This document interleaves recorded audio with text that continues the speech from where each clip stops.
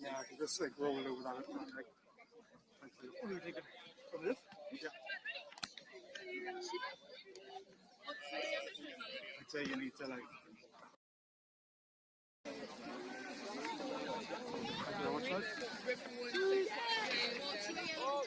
I got.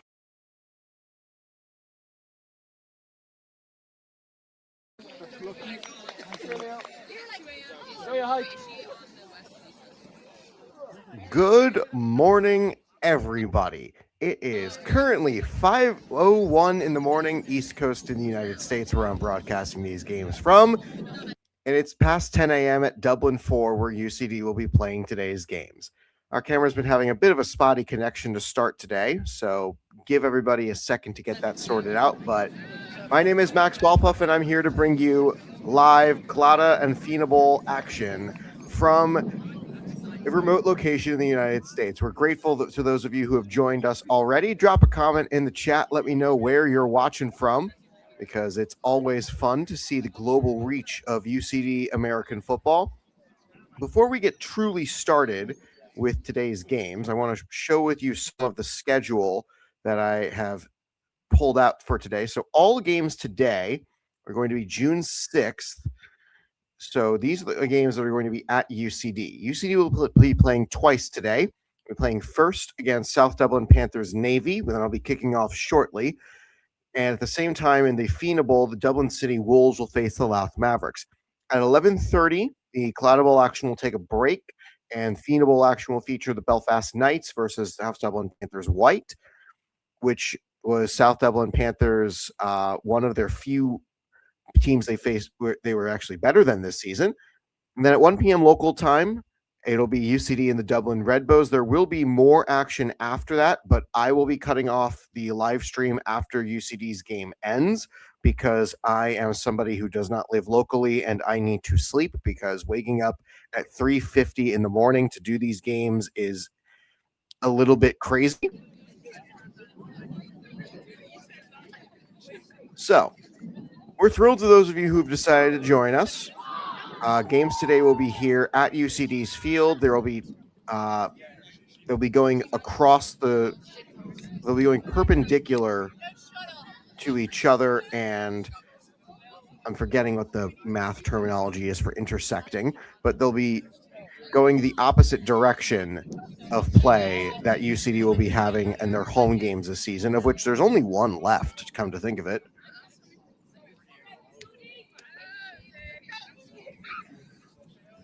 So it's looking like UCD is going to be on the near side field to the entrance, at least from where the camera is set up. They'll be playing South Dublin Panthers Navy first. This is as good a time as any to remind everybody we will be live again tomorrow morning. It'll be a 9 a.m. Eastern start, 2 p.m. local kickoff against the University of Limerick Vikings, who are at 2-3. And UCD's tackle team is needing victories in order to wrap up a postseason spot. They are not quite guaranteed a spot in the Shamrock Bowl playoffs. I wrapped up a call yesterday with people from American Football Ireland about planning for the Shamrock Bowl to try to pitch in where I can, even though I'm currently kind of far away.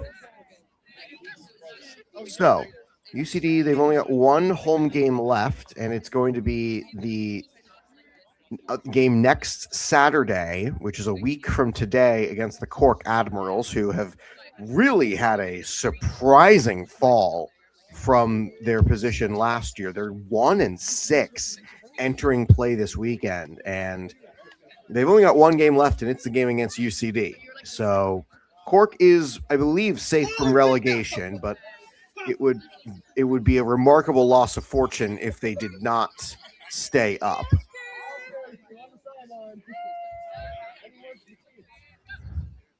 The name Oscar you hear, I believe, is referring to Oscar Egan, who is one of the coaching staff for UCD, as well as a player on UCD's tackle team. He plays defensive back. So, if you're joining us on this super early morning, please put a comment in the chat. Let me know where you're watching from and why you're watching, because if you're tuning in from anywhere west of me, you truly are troubled souls.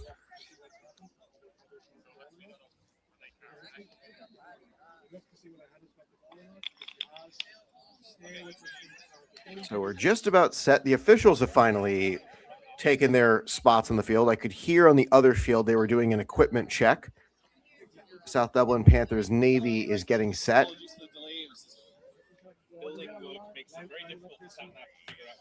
And I assume they had some construction woes. All right. UCD, they're in a big construction project right now, and they've been there for a while. So I remember being there last year. They were in the midst of a big construction project. The student union had, in their infinite wisdom, voted to tax the student population to help pay for it, which, again, I think is a load of garbage that they were able to do that. But some congratulations are in order for various members of the South Dublin Panthers Navy team, many of whom played with Ireland's national team last weekend when several league players represented the country in an international friendly tournament held in Amsterdam in the Netherlands. And the tournament was held at Olympic Stadium, where famously Ajax, the big club in the Netherlands, played until 1996. And the Amsterdam Admirals of NFL Europe also played for 2 seasons. Ireland placed first among the teams. It was a collection of Dutch and Swedish teams. The various members of SDP Navy. All right, so UCD will open with the ball, and that means Navy will get the ball for the second part of this game. Sam Smith has come back at quarterback for UCD after a few weeks' absence when she returned to the United States for a wedding that she was attending. Anyway, to finish my story on last weekend's game, Jenny Kavanagh, Lauren Kavanagh, Zara Burke, Shoma Quinn, and Megan Howe were all part of that Irish national team for SDP Navy. Belfast Trojans also sent representatives Helen Smith, Holly Brown, Ashley Craig, Amy Sheridan, and Amor Corrigan. The Belfast Knights had a representative in Meg Minahan, and the North Down Dragons had Sophie Laughlin represent them. So we are getting set for the first play from scrimmage. Smith on the snap in the end zone, underneath, toss play, positive yards, and we are underway. Let's have some fun from Dublin 4. First drive of the game, 20 minutes of rolling clock for the first 18.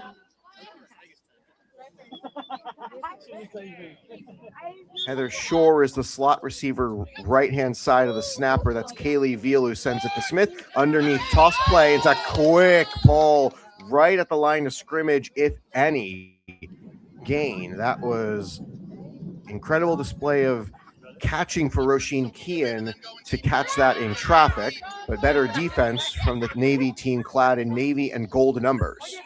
This is third down, got to get to the midway line. Smith and underneath toss with good defense in her face, looking for Shore. The midway line is denoted by that yellow cone as Colm Ennis tosses the ball to Tom McKenniff. McKenniff, also a member of UCD's flag teams as well as staff for this squad. Part of the joy of being in the student world is that everybody kind of gets to know everybody else and doing a lot of different jobs. All receivers now running from the right-hand side. Smith's got a woman in her face, throws it out, and Houston gets it on the ground, but it's fourth down and she's well short. Turnover on downs to start the action today. Go quick, defense high, let's go. So Jenny and Lauren Kavanagh, no relation, different spelling, will take the field along with South Dublin Panthers offense to start today's game, which is the most prolific offense in American football Ireland this season. Shively Blinn is the corner defender on the near side.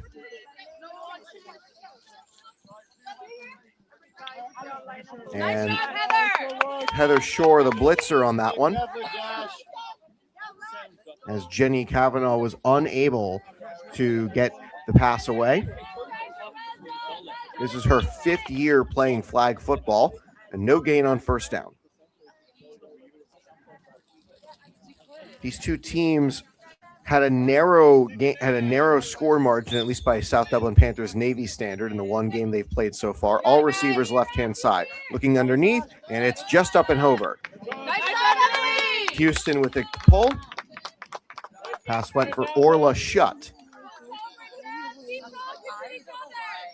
The side judge you see here on the near side of the screen is marking off 7 yards from the ball.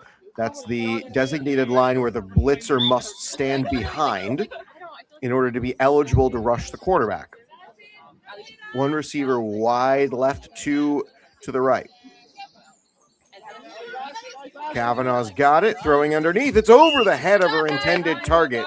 And incomplete. Wanted Zara Burke, 3, not 4. I was going to say Nicole Ball, but that is not the case. That was Zara Burke, one of the Irish national team players from last weekend.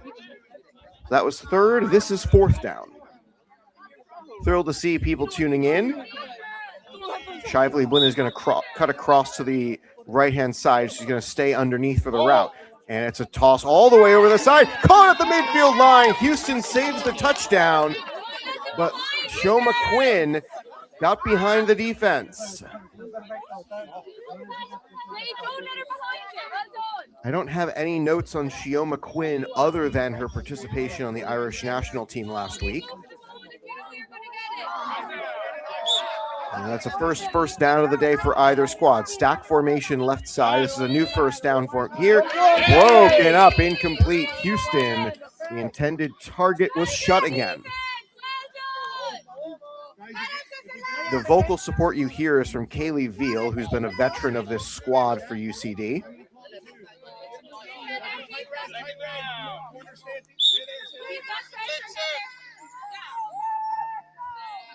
All receivers close to the snapper. Now an underneath route. Kavanaugh throws. Got it. Complete. No. Dropped. I believe that was 5. Katie Murphy. Yes, it was. Uniform numbers confirmed as she cuts across to the near side of the field so I can read it with more clarity. Here's 3rd down. UCD sends Shore, rushing fast. Got it open. It's Burke down the sideline. She'll cut around the defender. And Shively Blinn yanking for it. Gets it at about the 12, maybe the 13. 4th and goal. Chance for the first points of the game.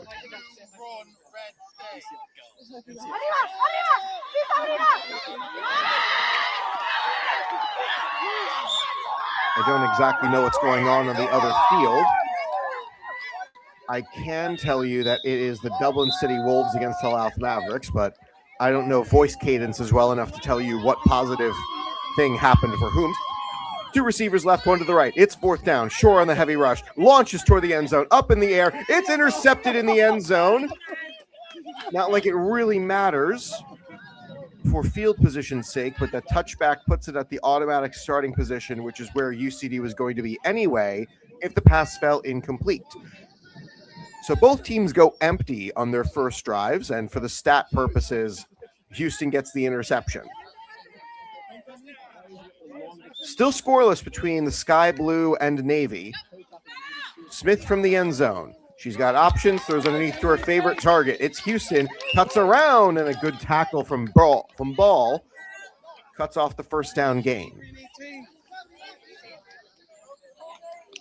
Of the UCD 4 plays so far from offense on their first drive, they had 2 plays of positive yards, 1st and 4th down, neither of which were enough to get across the line.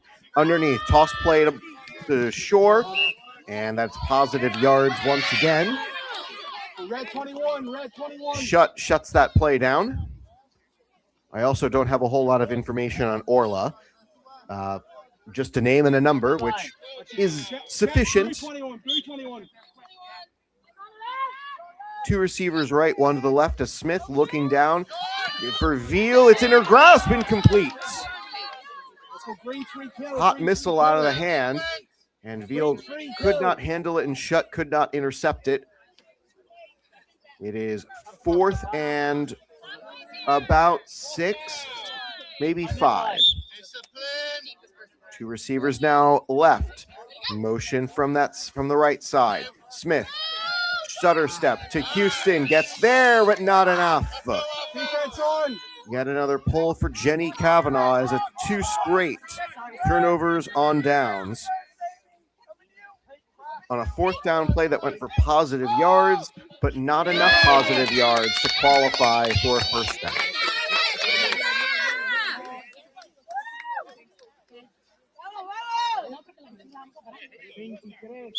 Jenny Kavanaugh formerly played basketball before getting into flag football as she shuffles around in the end zone and pull from Furlong on Shutt. Race Hayden, number 8. She's a first-year student studying sports science. She just wrapped up her first academic year at UCB.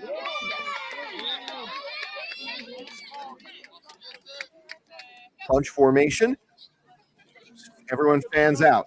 Looking over the top. It's incomplete. More sky blue than navy were near that ball as it fell harmlessly to the ground. Again, I can tell we've got people in the chat. We got people watching today's game as it's 3rd down. So please, let me know where you're tuning in from. Always curious to the global reach of this club. And it came. Kavanaugh looks up, had a woman right in their face. Heather scores, sacks Kavanaugh, and this makes 4th down a lot harder. Panthers are well known for their explosive abilities. This is probably the best team top to bottom roster in AFI. The Belfast Trojans might give them a run for their money in a game, but top to bottom, the Panthers team here is probably one of the best in the country. Snap in the end zone. Shore rushes her, looking way over the top, and they got beyond the coverage again. First down on a catch from Quinn. And again on 4th down, the defense bites. And it's another defensive miscue for the back defenders. Burke will send it back to Kavanaugh. Two receivers left. They'll spread a little bit more out and one to the right. Underneath, toss play back to the snapper, Burke. And Kean stops it.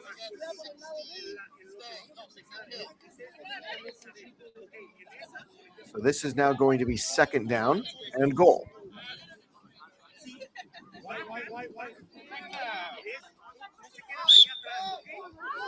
We still got a scoreless contest as I don't know if I hear Portuguese or Spanish.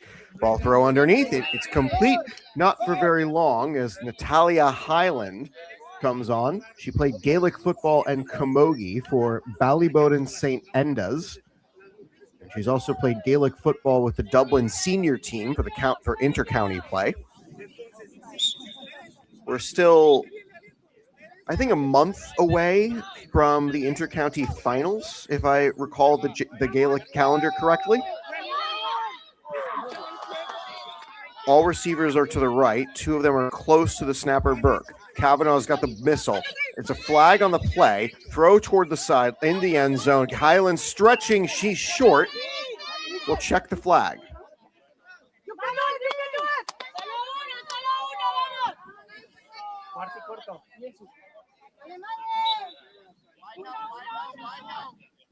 So hang on a second.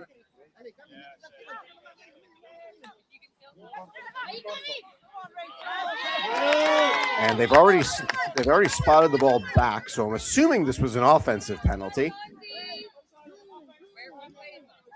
Offensive offside, something the Kansas City Chiefs know very well. Cost the Chiefs a game a few seasons ago.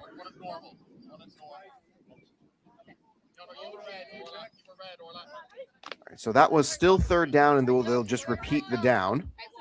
And a little bit of confusion on where people are going to be lining up.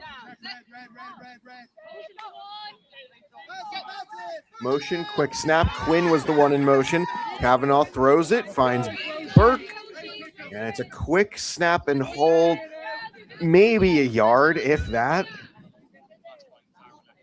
As the penalty knocks the Panthers away from the doorstep, it's now fourth down. UCD intercepted the fourth down and goal play last drive. It was in the end zone, and she fell down for a touchback. Kavanaugh yaunches it deep down the field. It's intercepted again. They're going to get the field position this time as a pull beyond the 5-yard line. UCD will start the drive at the 9. 2 drives ending in interceptions at the goal line. And there's now 7 minutes left in the rolling clock first half. We're thrilled all of you have decided to join us. It is a scoreless contest. In the regular season, games can end in a tie. Should we get there? We're very far away from that. There's a lot of football left to be played. Under center snap, it's going to be faked. Smith's going to run. Got a chance here. First person to receive the ball must do something. And there, Emily Houston tossed it back to Sam Smith. Jenny Kavanaugh stopped the play. Second down and midway. UCD trying to get a little fancy here with their snaps. Houston cuts across. Snap back to Smith. Throws underneath back to Houston. And we're getting closer to that first down line. UCD yet to cross midway through the duration of this half so far. They've only had the ball twice. So third and I'm calling it 3. My depth perception is not great, but we're going to call it 3. It might be 4. Houston gives a double check on her play sheet. Smith's got 2 receivers to the right. She'll send one of them to her left.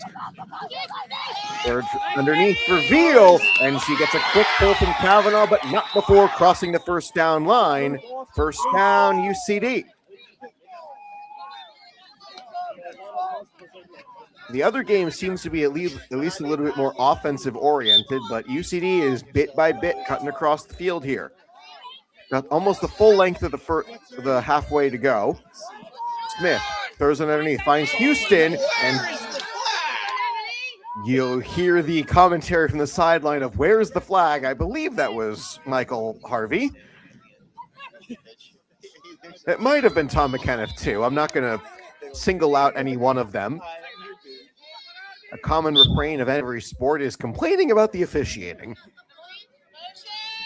All receivers now to the right. Second down play.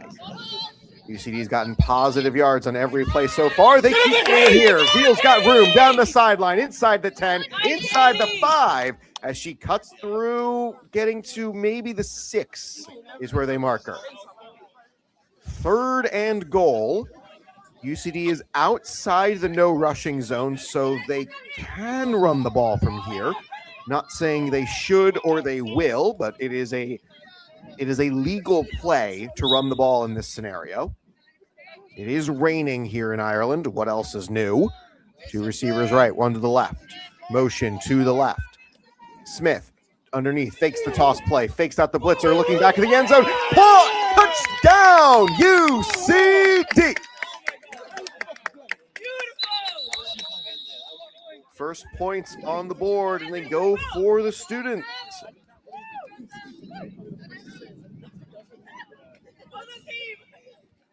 Emily Houston brings down the first points of the day.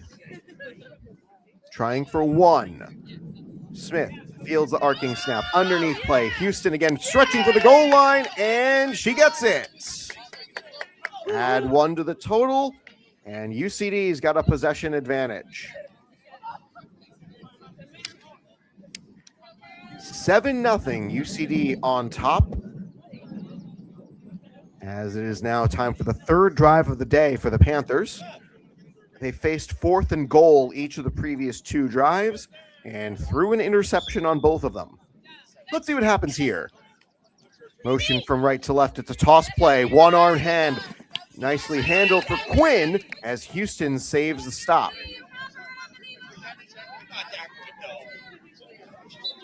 Shioma Quinn, I guess in the same sort of vein as Heather Shore, a fast receiver who can catch and run with the best of them. Shore is the designated runner here. Bunch formation around the center with one wide left. It's second down. Back to Quinn. Quick pull for Houston.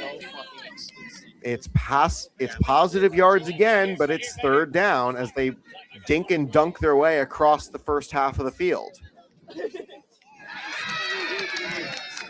On UCD's multi-purpose AstroTurf field, the American football lines have been faded a little bit, so it's soccer and rugby.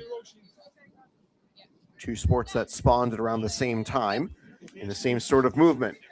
Shore, quick rush, gets through, and it's over the head of her intended target. Incomplete for Highland. And it's fourth down. UCD has faced fourth and midway on defense a few times on these two drives previous, and each time, 2-minute warning. All right. Thank you, everybody. So the hope here for UCD is that they've learned their lesson from the previous fourth and midways. And they don't let the receivers get behind them. Throwing it across. Shively Blinn on the interception!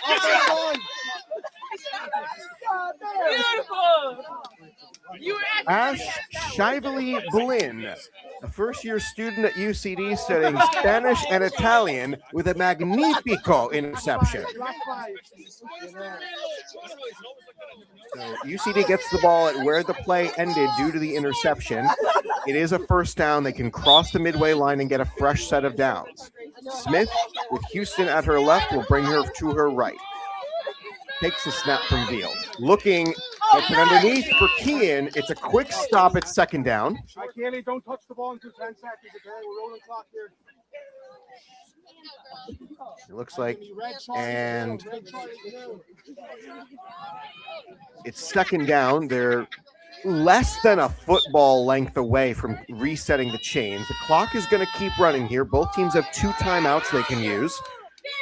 That's the maximum allotment for each half. UCD opened the half with the ball. Panthers Navy will get the ball to start the second half. 2 receivers left, one to the right. This is second down. Smith, a high snap. She handles it. Looking for somebody underneath play. Finds Houston, stretches it. And it's a quick pull on defense for Orla Schutt. This is now first down. The clock is stopped to reset everybody.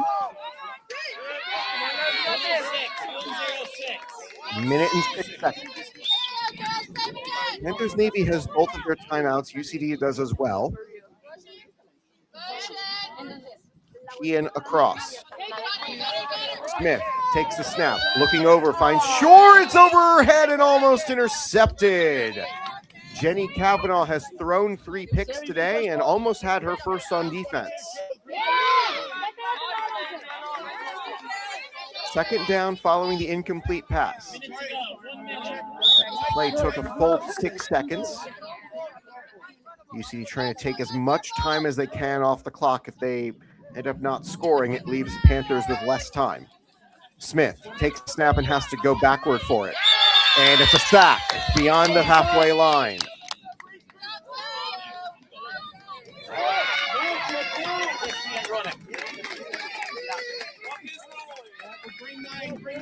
Orla Schutt on the stop. And it's third down. Clock is going to keep winding.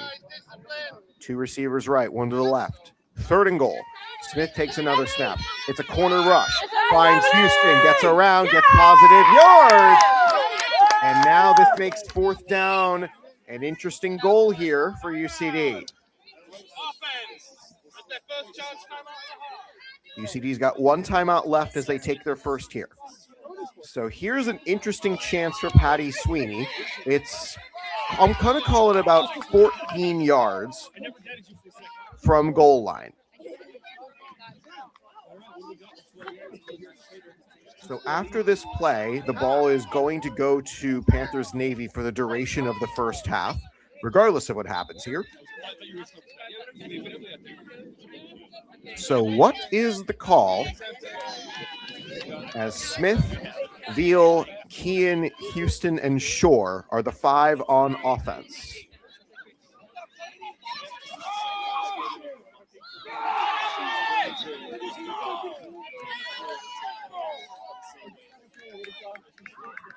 Cam has normally worn the number 11, but she's wearing 3 today. 2 receivers left, 1 to the right. 4th and goal from the 14. They fake the snap. Nobody can rush the quarterback now.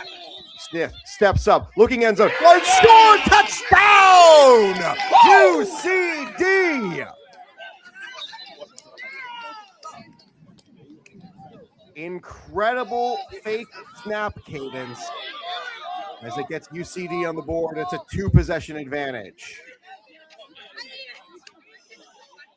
Good to see people tuning in. Sorry, it was a good drive, so I didn't quite notice the comments had blown up. 13-0.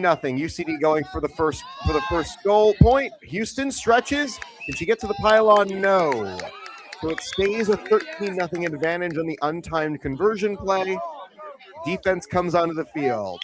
Shore and Houston have the scores for UCD.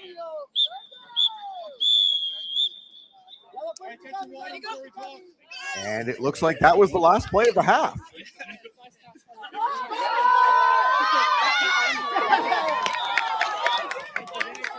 No.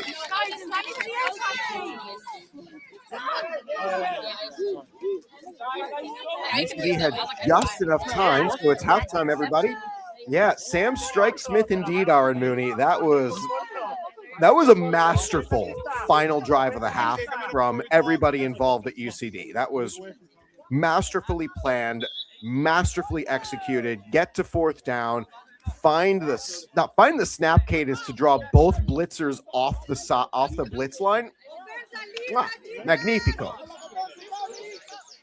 So it's a 13-0 advantage. SDP Navy will get the ball to start the second half. And it's time for my favorite game. It's time for my favorite speculation game, everybody. So UCD enters this round-robin playoff round as the number 3 seed. They have a 1-game lead over the Dublin Redbows, who they play next, and a 2-game and also a 1-game lead over the North Down Dragons. They are 2 games behind the Belfast Trojans and 3 games behind South Dublin Panthers Navy. So,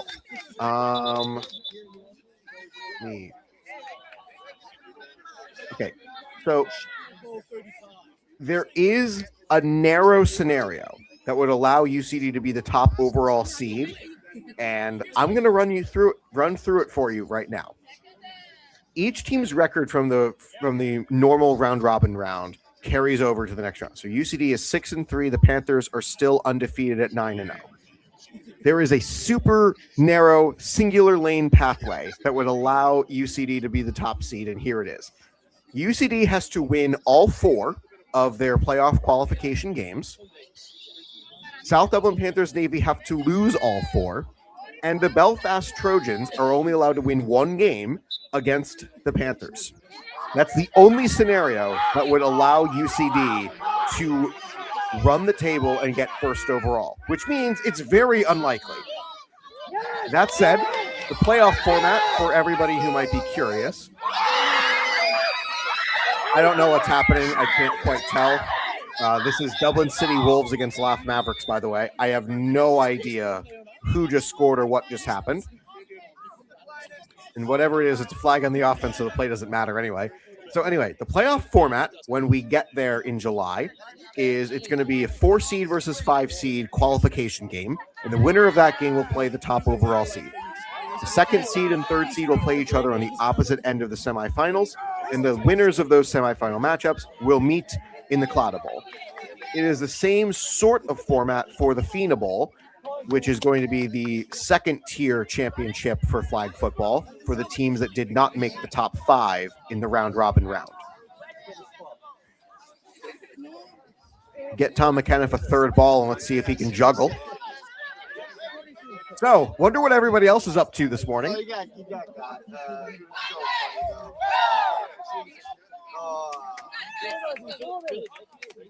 No, it wasn't even. Man, I have no idea what these guys are talking about, but that's never a great comment to hear out of context. All right. Second half of action. UCD is up by 13. South Dublin Panthers only got the ball 3 times in that first half. Interception. So those 3 drives.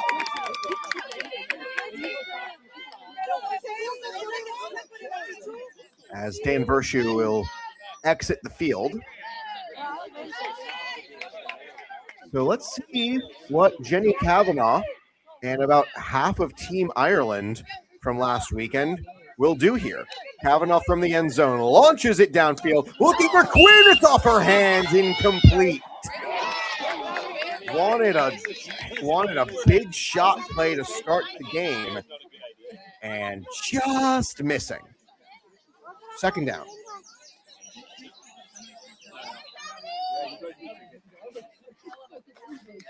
If you're tuning in, please drop a comment in the chat. Let me know where you're watching from.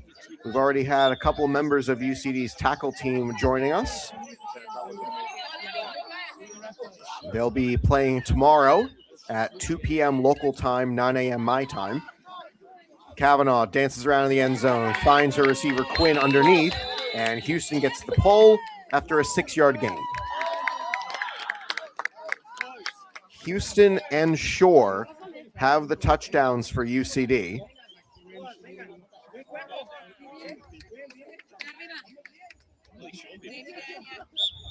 This is the first drive for either team of this 20-minute second half. It's 18 minutes of rolling clock, and then there are some 2-minute stoppage rules once we get inside the 2-minute warning.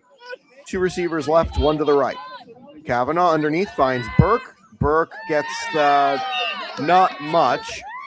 As Shively, Blaine, and Kean stop the play. Third down. Oh, it's 4th down. All right, I lost count. I was a communications major, not a math guy. What are we defending? Yeah, what are we defending? Halfway. As definitely some shouts of encouragement here. UCD got an interception last time that Panthers were in this scenario. And the Panthers are going to spend a timeout here. This is not an ideal scenario for the team trailing to call a timeout this early in the second half. So now they've only got 1 remaining for a team that sent 5 representatives out of 12 to Team Ireland last weekend, many of whom are on offense and defense for South Dublin Panthers. Having some trouble here breaking through UCD's defense. It is 4th and midway. The yellow cones sort of where Shively Blinn is standing on the opposite side of the field. Denote the midway line. Now it's going to be all receivers to the left of the quarterback. Highland is in the middle of, I believe that's Quinn and can't quite tell who. Underneath Cost. It's pulled right at the line. It's not a first down.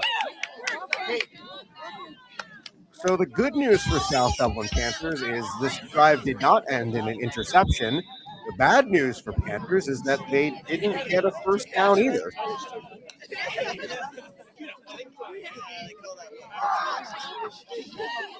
So Smith and the offense will go back to work.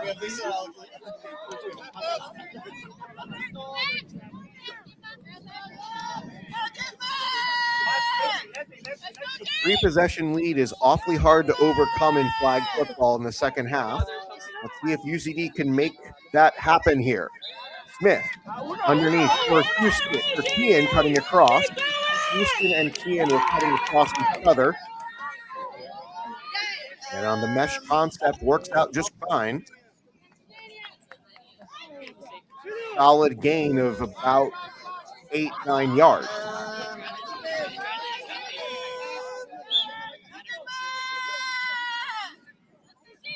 Bunch formation with the receiver wide left. Smith fields the wide snap. Rolling underneath. It's positive next to Houston. Nobody got the flag. Kavanaugh missed, and that allowed UCD to get a first down before Orla shut the play down.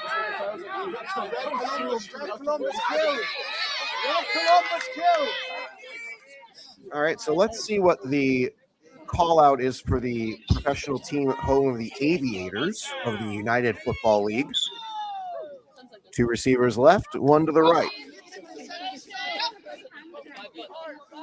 Everyone fans out. Smith's got the ball. A few seconds throw off, and Houston stretches as her counterpart number 12, Kavanaugh, pulls the flag. Patty Sweeney's calling over his quarterback. All receivers now are going to line up accordingly. It looks like 2 right, 1 left. Shore will go in the slot. Kavanaugh is the designated rusher, I believe. That also might be Highland. It is indeed Highland rushing the QB. Smith goes for it, finds Veal, short gain, if any. There's somebody wearing the number 14 who I don't have information for. No wonder I was confused on who it was. I don't know who it is. So number 14 for the Panthers is the designated rusher. I don't have a name for this person. 2 receivers mid, 1 each side wide. Smith rolls out, finds a receiver. It's broken up. Shut that play down. As I mistakenly used the same joke on the same drive. This is 4th down UCD. UCD went 50% on their drives to open the game in the first half, but started with 2 turnovers on downs before ending the half with 2 straight touchdowns, plus a 1-point conversion to give us the scoreline we have now, 13-0. 2 receivers left, 1 to the right. Got to get a score here or have a defensive penalty. Shore delays, goes for it, unscored, toward the goal line. Get there. There's a flag on the play, so we've got to check that first. It looks like there's going to be a contact foul against the defense.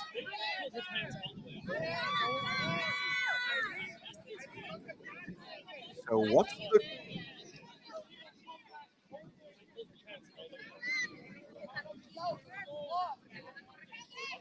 So automatic first, they did not get the score, but it gives UCD 4 plays to get into the end zone. From right at the doorstep 1 yard away. This is the no rushing zone. Whoever has the ball must throw it forward for it to be a valid play. Smith from the goal line. Quick rush from the side. It's broken up. And flag on the play as there was collision with the blitzer and the quarterback.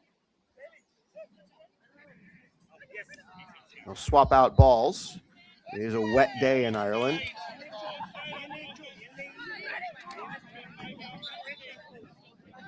And it's still going to be first down as they march it back beyond the no rushing zone to the 6. So UCD lined up offside at the 1 yard line.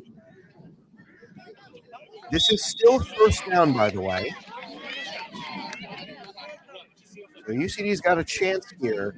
And if they don't get the score in the next couple of plays, at least they're going to keep winding the clock. 2 receivers right, 1 will go in motion left. Take the toss underneath. Smith backs up, looks for in the end zone. Down UCD. Put another 6 on the board. UCD's got a 3 possession advantage. Emily Houston finds the end zone again. Using her size in the back of the end zone. And now UCD will go for one to make it a 20-point lead. Stack formation, triangle on the right side. Smith goes under center. Houston cuts across. Smith rolls, throws her back across the line, looking for short. He's going to put down. Yes, he did. With another point on the board, it's 20-0.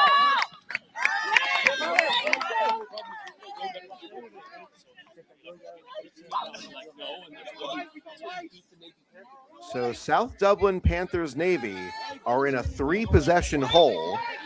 This is, to put it mildly, unexpected. 3 receivers midway, 1 wide to the right. As Jenny Kavanaugh and Panthers Navy have a lot of ground to make up. From the end zone, Shore rushing her, finds Zara Burke, who gets it yanked quickly as she stumbles out of bounds, and she looks like she's okay. Any of those go-to-ground moments where you put your feet down before collapsing, it doesn't look great all the time, but it looks like Zara Burke's okay.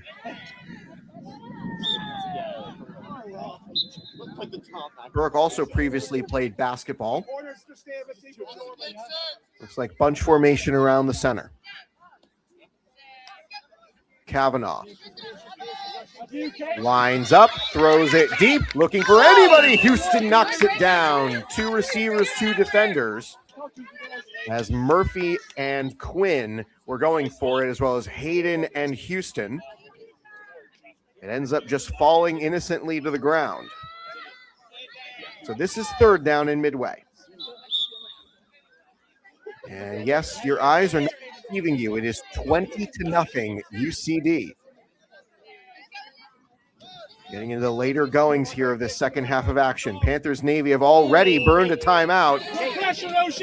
And it's off the hands, incomplete. This is 4th down.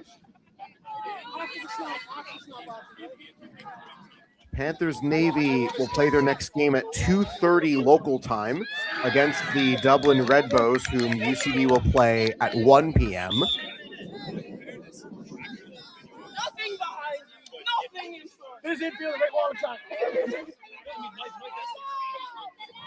This has been, as UCD is now taking full advantage of the fact they only have to defend the midway line. It's just Heather Shore in camera, and I assume the other defenders are out of frame to the left. Bunch formation to the right of the center. Shively Blinn is going to come underneath, and it's stop. It's a sack for Shore. 4th down sack, and that's another turnover on downs for the offense. SDP Navy is entering this playoffs having some trouble.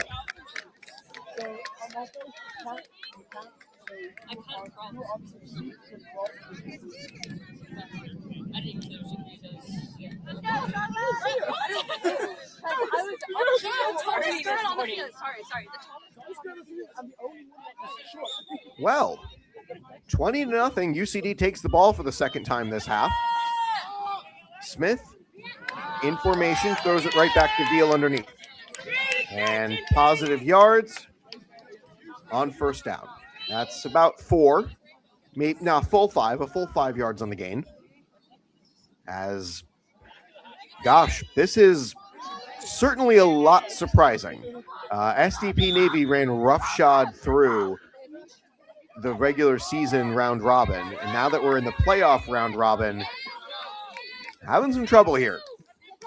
Underneath to Veal again, and UCD content to just dink and dunk their way across the field, up by 3 possessions.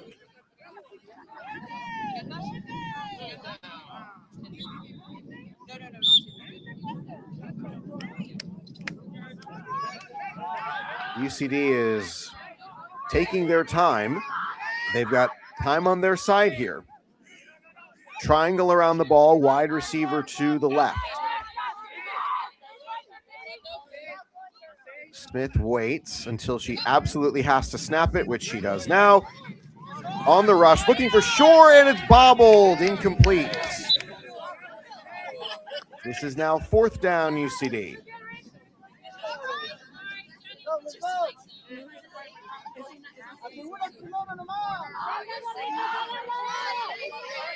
UCD has scored a touchdown on 3 straight possessions, as Michael Harvey is looking more like an Egyptian sheik.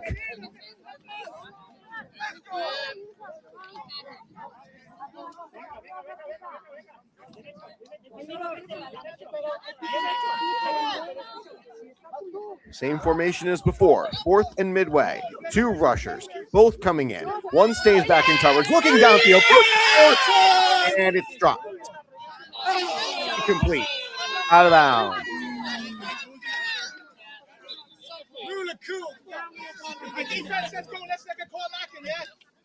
All right. Still a 3-possession lead. First turnover on downs of the half for UCD, as we are approaching the end of this game. Both teams got the ball 3 times. UCD got a bonus possession at the end due to an Ash Shively-Blinn interception. As a bit of a footing issue for Zara Burke. I'm not 100% sure what that was about. Bullet snap comes back to her, and Burke gets right into Houston's grasp, and that's the end of the play.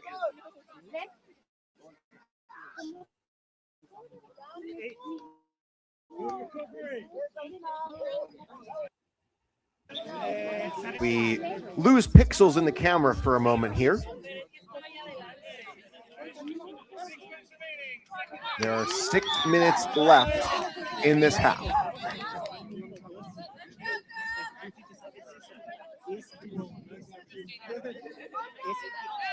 UCD is not at the point where they can activate a rolling clock. Long throw as we win over her head too. As Quinn rushing to get the ball, recognizing that the clock is rolling and they're down 3 possessions. Panthers Navy's got to hurry. It's 3rd down in midway.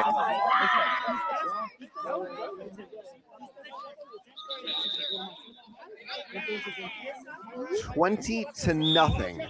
UCD in the lead. There are 5 minutes left. And Kavanaugh loads up, goes for everything, and it's thrown short. Incomplete. Pressure from Shore. Tough throw. This is now 4th down. And the Panthers, they're in serious danger here.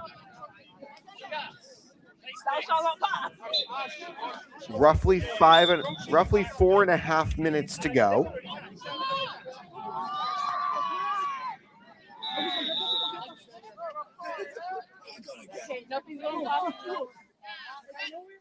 And now motion from right to left.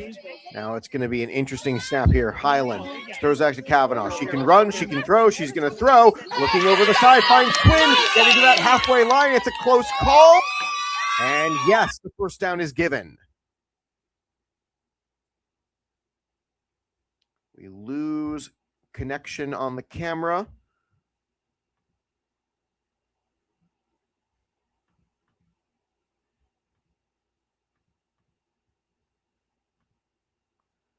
Oh, joy. This isn't good.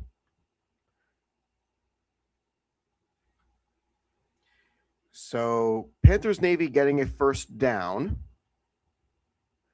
I can confirm that that happened, but everything after that, I'm not 100% sure.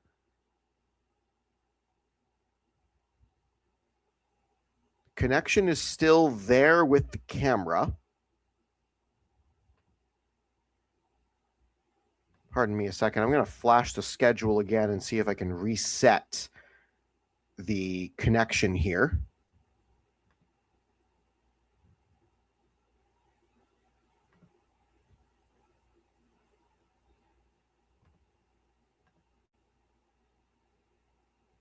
Uh-oh.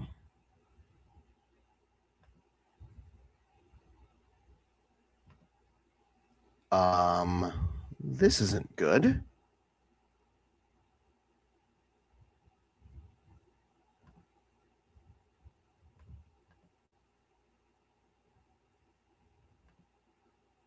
Oh boy. So I've reset the link and I'm still getting the dark screen. All right, give me a Give me a second, everybody. I'm really sorry that this is happening.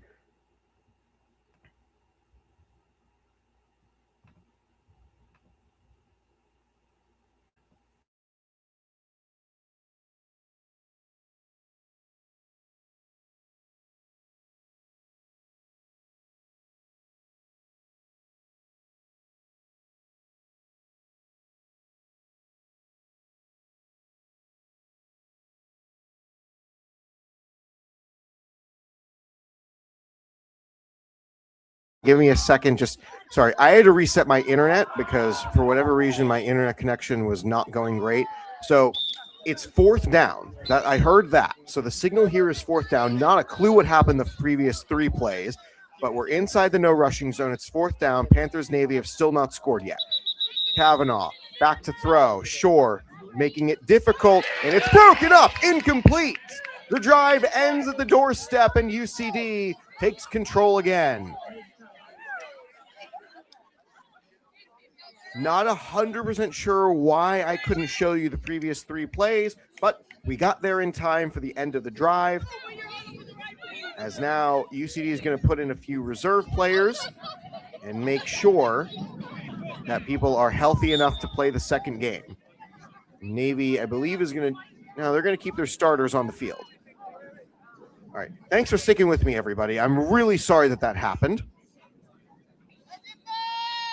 As the cameras decided to take a frolic and not pay attention to this play. But here comes Smith. 2 receivers to her right, 1 to her left wide. Smith, quick toss. Underneath, finds Houston. And just stay in bounds is the call here. UCD just trying to make sure the clock keeps rolling. We are under the 2-minute warning. So Panthers Navy failed to score on any of their 6 drives so far in today's game. Navy just trying to build good habits for the next game at this point. Smith throws it, and it's intercepted! Interception from Kavanaugh at the 10-yard line. The play is stopped. First big mistake of the day for UCD's offense. And it gives the Panthers a chance to get on the board again.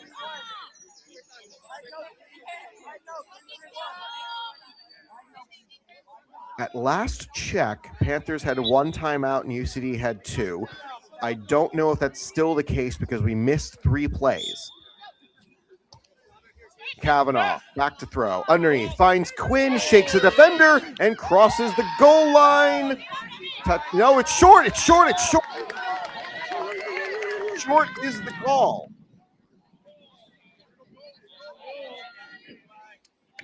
Second and goal. As the Panthers, they're struggling here. And if they can get into the end zone here, imagine what confidence that might build heading into their next game later today. No rushing zone. Panthers must throw the ball forward. Kavanaugh is going to go under center. They fake the throw underneath, put it back over the top. It's touchdown, Panthers. So they break the seal on the end zone and get 6. They still trail by 14, but still building good habits toward the next game.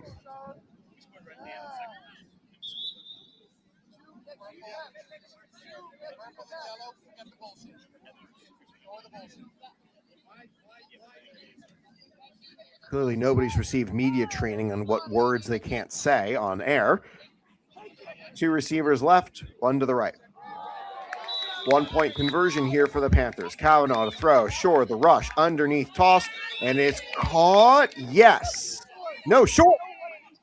Short again. Fail to get into the end zone for the conversion.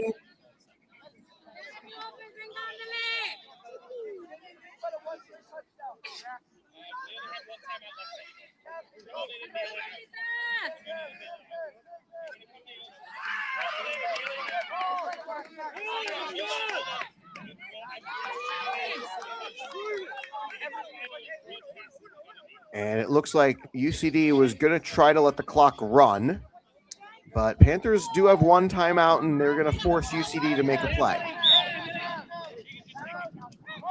Game's not over, and Sam Smith will take a knee. Good morning, good afternoon, and good night, Panthers. Wow. We've got ourselves a shot across the bow score. 20-6. UCD pulls off the win.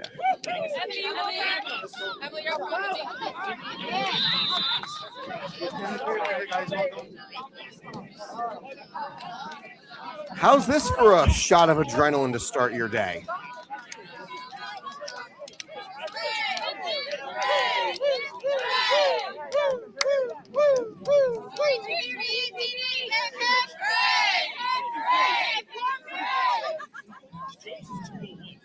Well, it's 6 o'clock. That was quite a bout.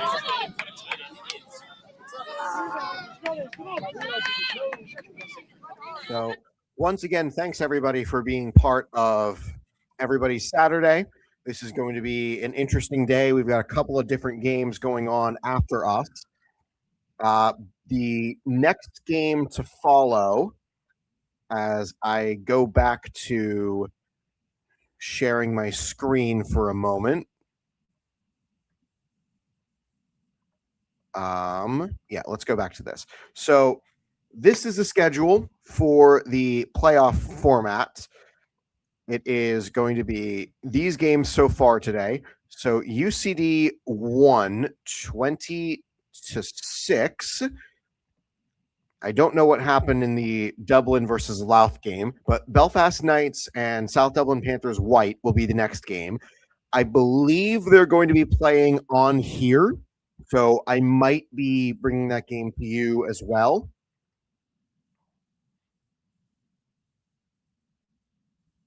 Knights, and I do have enough information for both squads to build that as a proper broadcast if we end up being able to see it. So that will start in about 20 or so minutes. And on the same field, it'll be UCD versus the Dublin Red Bows, and that will be at 1 p.m. local time, which for me is about a long time away, it feels like. Trust me, when you wake up at 3 something in the morning in order to do these games, every hour starts to blend together a little bit. But UCD with a huge shot across the bow at the Claddagh Bowl playoffs, they are here and they're here to play. So I am going to stop sharing my screen and go back to this. I should have done that in reverse order, but I didn't.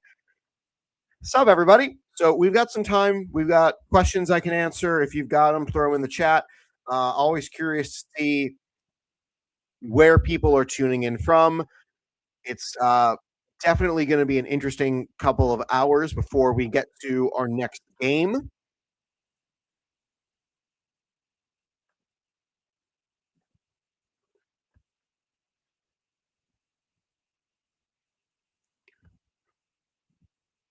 So now, sorry, I'm actively. I thought it makes no sense because the last time it doesn't matter. All right.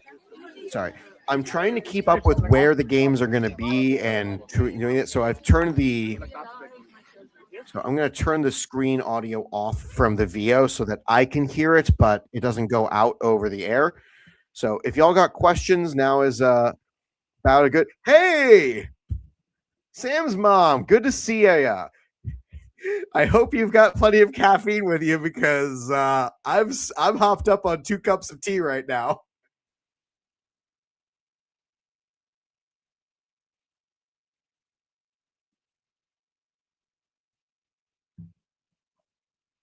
Oh.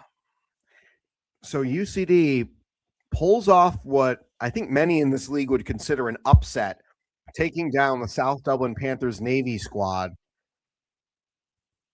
And that was an incredible game for UCD. I believe that's the first time they've beaten the South Dublin Panthers across any competition in the last couple of years.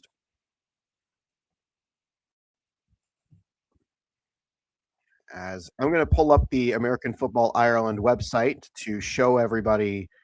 Oh,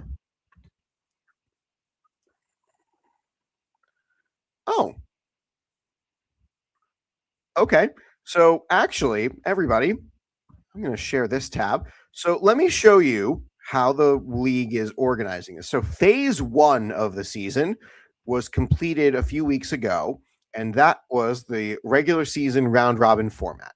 Hence the UCD here, 6-3.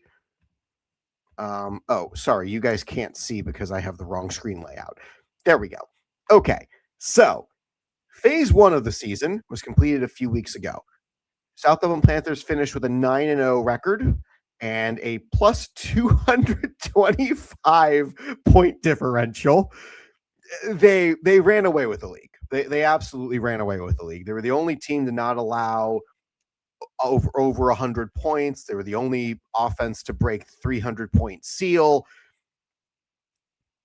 UCD finished third, and here, as you see, the groups have a carryover record. So UCD comes into the Claddagh Bowl grouping at 6-3, and they enter this as losers of 2 straight at the end of the regular season. But they got a big win here. So the South Dublin Panthers, they'll fall to 9-1. UCD will go to 7-3. And this is the first game of the Claddagh Bowl grouping. So in the other side, the Dublin City Wolves and the Louth Mavericks, they met in the game on the other pitch. I'm not certain about the result of that game. I don't know what happened. So this is definitely an interesting setup where the records carry over. But again, for seeding purposes, it does make a little bit of sense that they all start somewhere. So the Dragons and the Red Bows, as currently in this format it would look, they would face each other in a preliminary round game. The Trojans would play UCD, and the Panthers would play the winner of North Down and Dublin. So that's the basics of the playoff format. As I once again go back to my basic text Google Doc slide. The other person in green here is also me on my other computer. So here are the games today at UCD. We've already had the first 2 finish up. We're going to have the Knights versus SDP White coming up shortly, followed by UCD and the Dublin Red Bows and SDP White against the Louth Mavericks, who will have already played 1 game. So if anybody's got questions, this is as good a time as any to ask them. I'm going to go back to this, change this to the share tab. All right, there we go. So it looks like South Dublin Panthers White and the Belfast Knights indeed will be checking in. My dad is tuning in from the Czech Republic. I don't know how to say good morning in Czech, and I also don't think it's morning there. And I also don't know how to say good afternoon because I don't know the Czech language.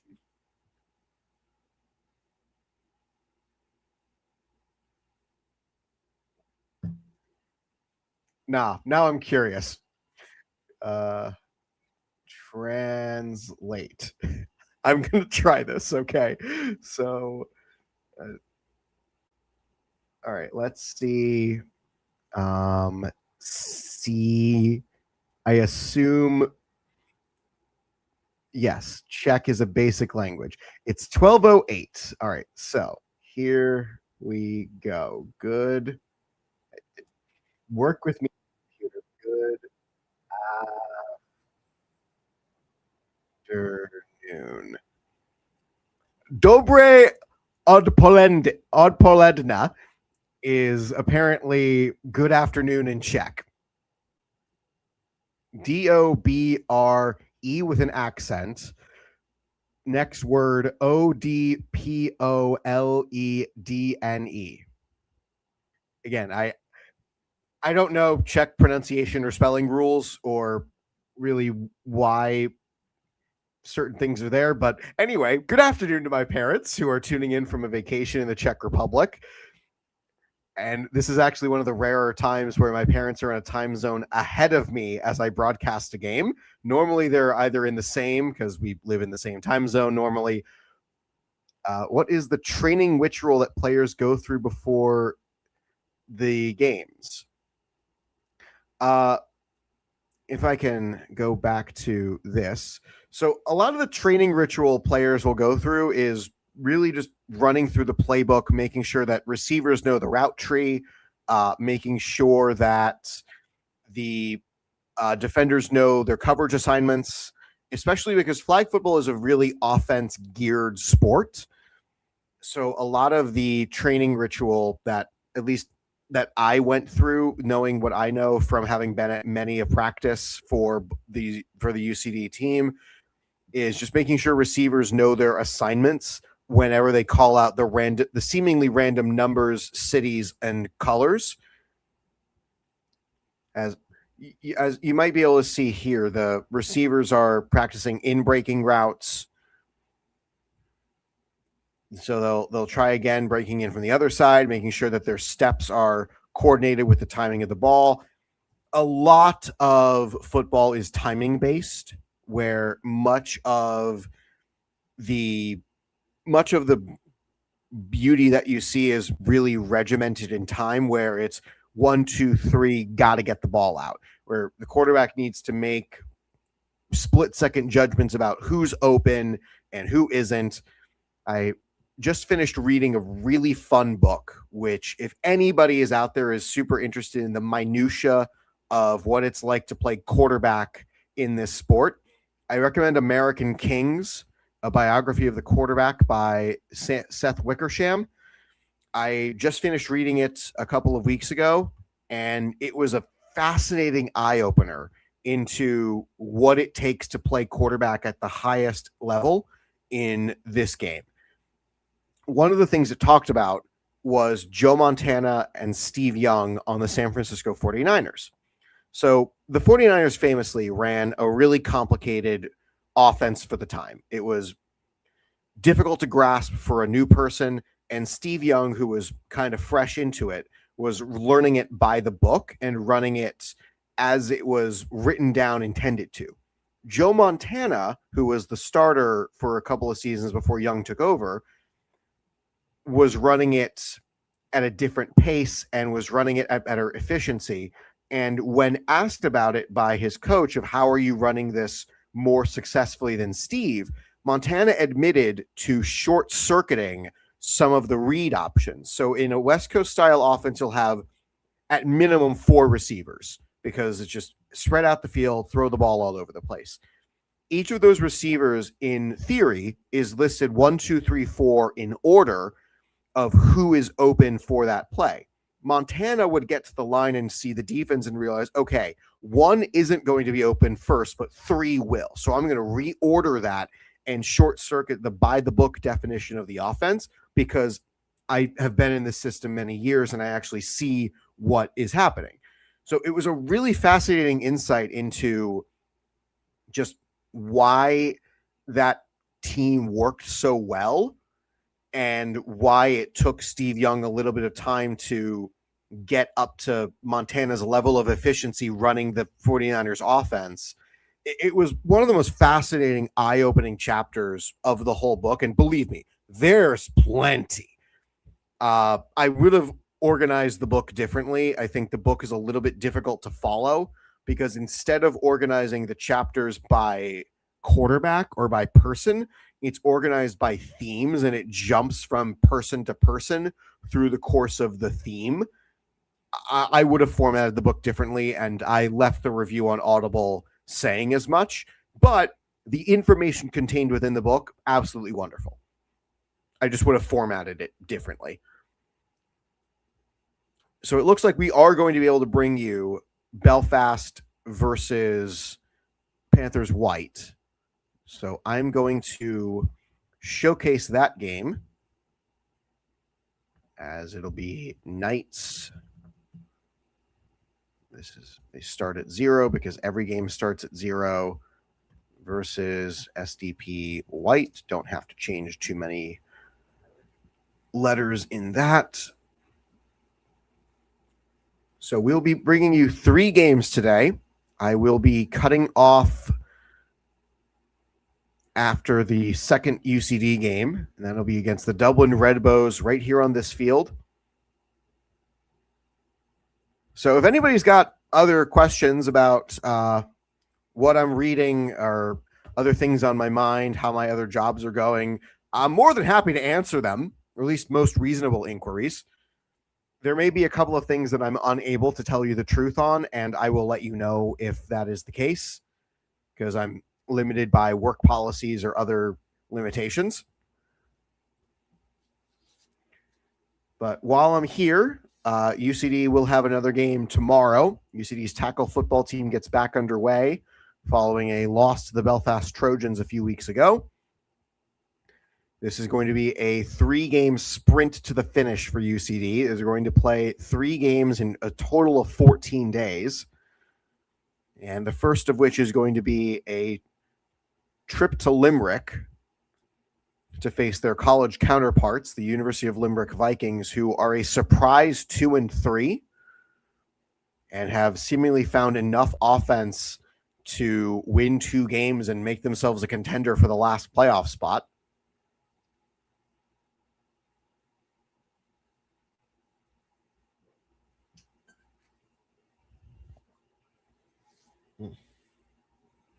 How is the Blue Crab season going? Blue Crab, so for everybody who might not be aware, I am the public address announcer for the Southern Maryland Blue Crabs. A lot of my role is saying now batting, and it's the same 9 people for the entirety of the game, so I just have to say the same stuff. The season so far is going really well. This is going to be completely off topic to basically everybody else, but let me pull up the standings from the Atlantic League and show you just where this team is. So this is a baseball league in the United States, and this is an independent baseball league. There's no MLB affiliation. MLB teams can come in and purchase contracts whenever they feel like it. So my team is here, the Southern Maryland Blue Crabs, and they sit at the league at a league best record 27-13. Their magic number to clinch the first half of the season is 21. So that's a combination of either 21 wins by Southern Maryland or 21 losses by the team behind them, the Gastonia Ghost Peppers. So as of right now, Southern Maryland is playing a series against High Point in High Point, North Carolina, and they have split the series so far 2-2. And amazingly, the league worst team, Staten Island up here, finally won a road game recently, which was something they hadn't done previously in any of their other times. So the way the playoff format works is the season is divided in half, and at July 2nd, the first half ends. So the teams in the lead of both divisions, North and South, will clinch the playoff spots and be able to start getting ready for the first round. Then all the records will, in theory, reset for the second half of the season. So that would mean that whoever wins the division in the second half gets to qualify for the next round. So Southern Maryland they've won 15 out of their 21 games at home. It's been a really fun, great summer so far.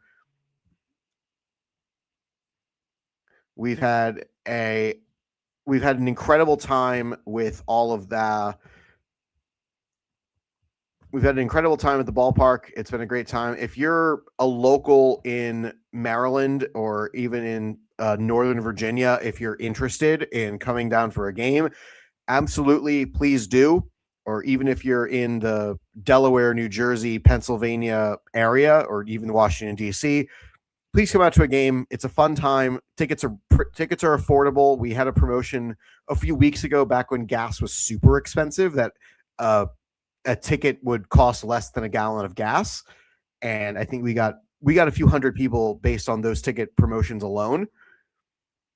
But we've got a beautiful stadium. We've got a great time. I've been told the food is good. I don't eat at the stadium to save money because for whatever reason, they make the staff pay for meals, which I think is garbage, but that's a separate story.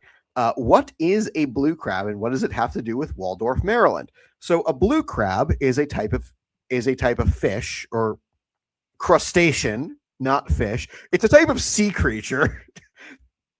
It's 6:20 in the morning, and I've been up for almost 3 hours already.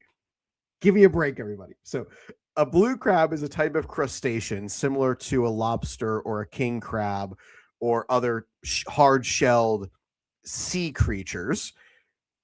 So the crab is the state food of Maryland, which is the state that the blue crabs play in, and blue crab was one of the name in a suggestion in a fan poll when the team was announced in Waldorf. So it's meant to evoke a local tie to the region. It's meant to. It was actually really funny. A couple of weeks ago, one of the many outlets that covers Baltimore sports asked people if Maryland had a soccer team, what would it be called?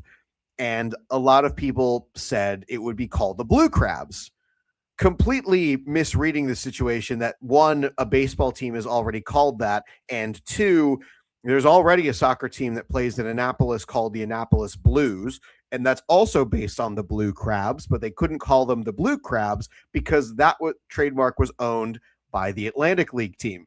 Is it like Mr. Krabs on SpongeBob?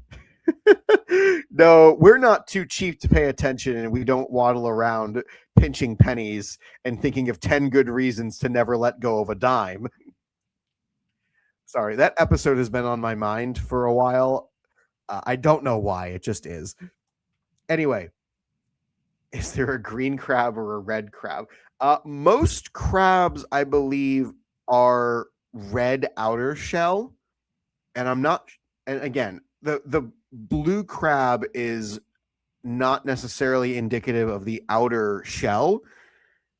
It's not like the crabs come out of the water blue, although some do, but that's more of a genetic mutation than anything else. Similar to a lobster, when you find a blue lobster, that's rare. That's a mutation. Most lobsters are red, but I actually don't know if there are any green crabs.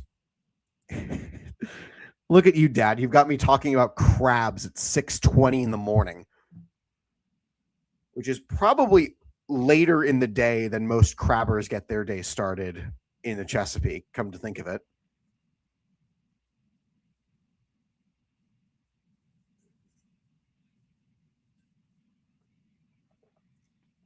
We've got room for other people to ask questions. I know there's more of you in the chat. So, Belfast and South Dublin Panthers White will be our next game. Game is going to get started shortly. I am going to take this opportunity to take a short break. Put your questions in the chat. I'll answer them when I come back.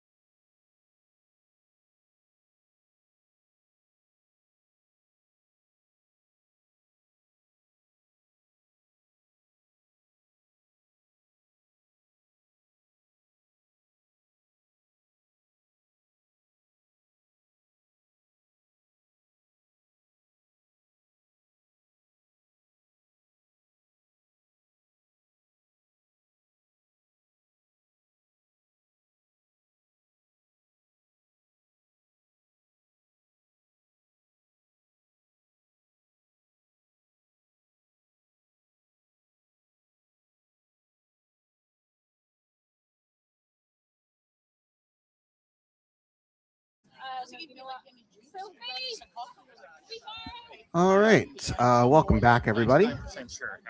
Always looking for fresh content. Well,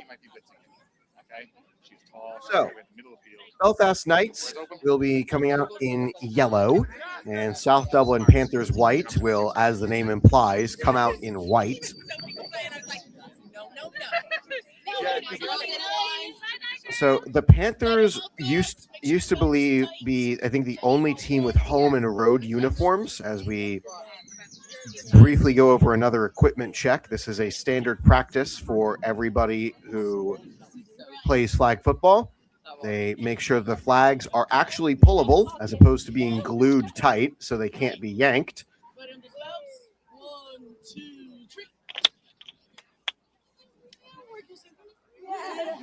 Not synchronized, but the flags have all been pulled. All right. Let's see how much I actually remember out of really any of these teams.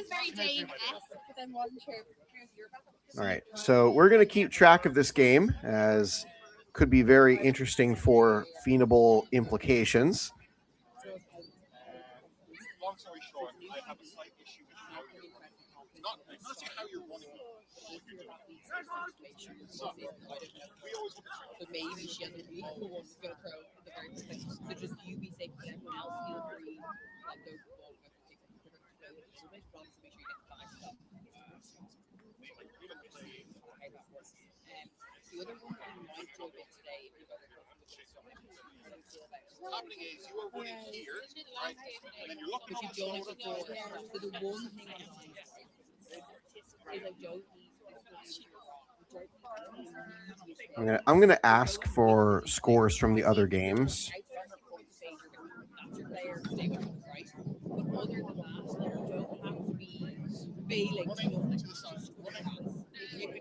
Just again, I'm trying to keep up with the whole machinations of this. UCD has played the only Claddagh Bowl game so far, but I'm trying to keep up with what else might be happening for the Fiendable Bowl, just in case, on the off chance I get to broadcast that. Because unlike last year, the Claddagh Bowl finals will not be on the same day as the Harp and Shamrock Bowls. The Harp and Shamrock Bowls will be played on July 18th, and I believe the Claddagh and Fiendable Bowls will be the next week, which would be the 25th, if I'm reading my calendar correctly. Don't quote me on that necessarily. Or chicken fillet roll, something roll, ham and cheese roll. I might just call Fillet roll? It's fillet, I thought. Sorry. Y'all heard that, right? Fillet roll? Oh, dear. Oh, dear. Okay. Max, nobody cares about your pronunciation rules. You're not from this country. All right. So it'll be same rules as previous games, except this is going to be in part a competition for a different trophy. And it's not a cake. The Panthers White team only won one game during the... No, they won two games. Sorry. They won one game that I watched, which was a game against the North Down Dragons, which was definitely the big shock of the round-robin round. And then they beat the Belfast Knights as well. I know. And I purposely went in. I believe. Actually, why am I saying I believe? If I just hadn't jumped and gone, the whole rule of the second split was to jet. When you're ready. Captain's out. Let's go. The Panthers beat the Mavericks as well as the Dragons. Okay. I was like, oh, it's fourth. I better go. I want you to go up until you're like here. You're told you're completely blocked the face. But it's not about getting All right. So that answers my question. They beat the Mavericks. All right. So This is the third game of the day. There will be another game going on the other field, but that is going to be the mixed flag recreational game. The AFI is trying to start a mixed flag football league as well. So they've got exhibition games going on throughout the course of the next 3 weeks. This is week 1 of the flag final rounds. There will be 3 weeks of these. UCD will not be playing next week, so I will not be bringing you those games because if UCD doesn't bring their camera, can't help you there. We're having the coin toss, and they're asking Panthers white what they want to do, so I assume that means the Panthers have won the toss.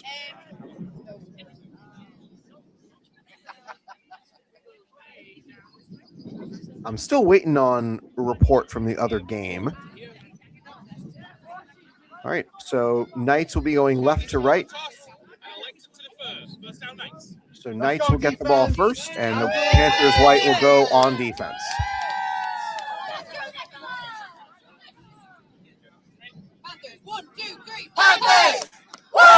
A lot of the staff for Panthers Navy are the same for Panthers white, and many of the Panthers Navy players are either mentors or coaches for Panthers white, which probably made for an awkward game, but when they had to face off.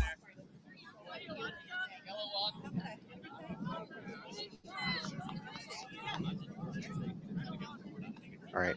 I guess I'm not going to get word on what happened between the Dublin City Wolves and the Louth Mavericks in the previous game.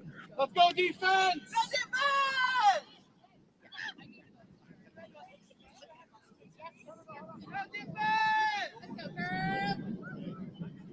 So I have incomplete rosters for both of these teams. There's a bunch of names that I have that don't have uniform numbers. First play from scrimmage for the Knights is a throw underneath into coverage, and it's a short gain.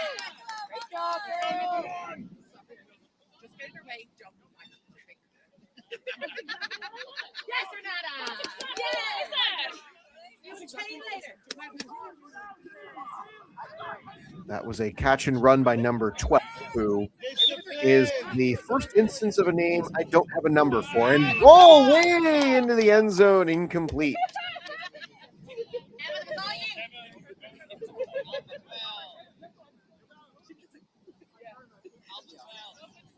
So, unlike the UCD game against the Red Bows, when a snap that went into the end zone was marked as a safety, that snap went into the end zone and was not marked as a safety. Underneath toss play, and positive yards again for the Knights for a player I don't have a name for. One of the players for the Knights that I don't have a number for is Meg Minahan, who was a participant in that Irish Wolfhounds team last weekend that ended up winning first place at the Nations Cup in Amsterdam. Third down. Underneath toss, and it's just overhead. Incomplete one in Claire Kearney, who is new to flag this year. She's one of 4 players on the Knights to be a dietitian, which is certainly an interesting concentration of careers on one team. But fourth down ends up going nowhere, and it's another play for South Dublin Panthers white.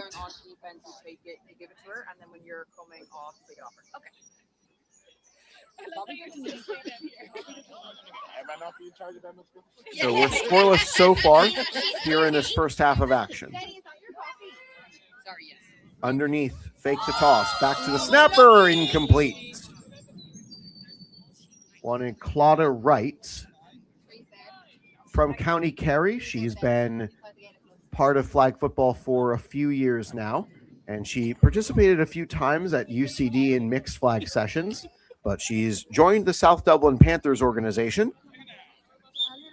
These teams will be playing for the FINA Bowl, which is a new championship put in by AFI. And then he tossed back to right.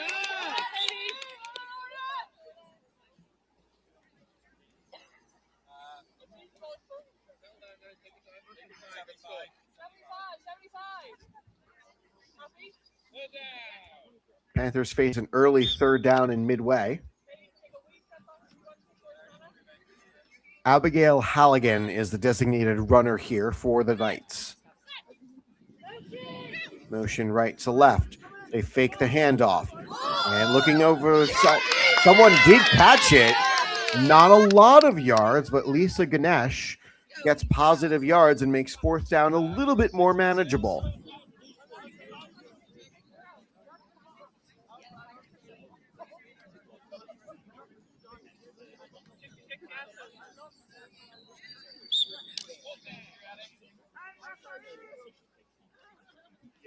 Fourth and midway. It's about 6 yards to go.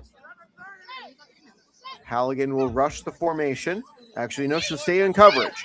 Launches downfield, one-on-one coverage, intercepted. The drive ends and stalls. Knights return to the field. The Knights had, let me make sure that I have this correct before I say anything untoward. The Knights had the worst record of the qualifiers, 1-8. They put up 51 points total and gave up 215. And it's a short toss play, fumbled on contact. Emma Beamish is the one who knocked the ball out. Beamish began in flag football in January of 2025 as the 6 on her uniform looks more like an 8. How many times do I have to tell these teams that the fonts matter? I had a similar issue a couple nights ago for one of the other baseball teams I'm working for, where the 6 looked like an 8 and the 8 looked like a 9. And it's the run play around the side, getting close to that first down line, not quite. It's number 66, who I don't have a name for. There are 3 names on the roster that I don't have numbers for: Meg Minahan, Becky Wright, and Emma Lloyd. So unless there's a new addition to the team, it's one of those 3. Or somebody just changed the numbers. Toss play. That's a really well-designed play, and it gets them a first down. Claire Kearney on the run. That was really well-designed. Definitely one of those plays you watch the first time and think, I'm going to take that.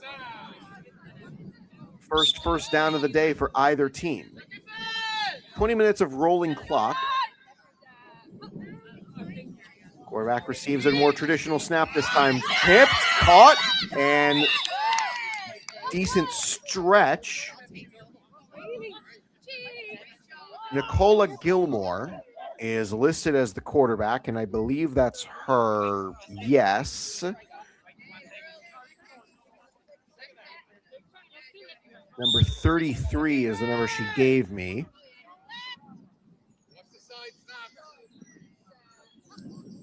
Gilmore receives, and she'll toss it over a cup. It's an overthrow. It's an interception.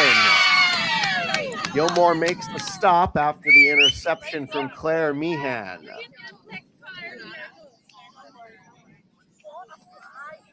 Meehan is relatively new to sports. She joined a corporate tag rugby league and has since been going on to higher divisions of tag rugby. Began playing flag football in September of 24. She has an interception here to turn the Knights away. Underneath, back to the snapper, across the first down line, right on the catch and run.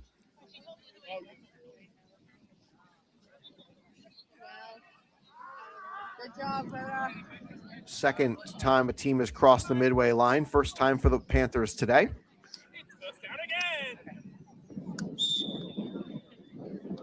Beamish gets the play from the sideline, and she'll head out to her receivers.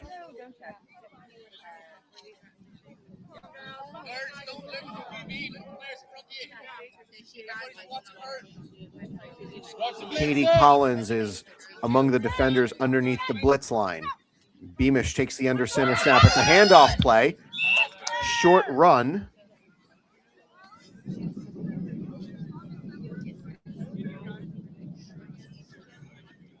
Not a lot gained. Still positive yards for Meehan.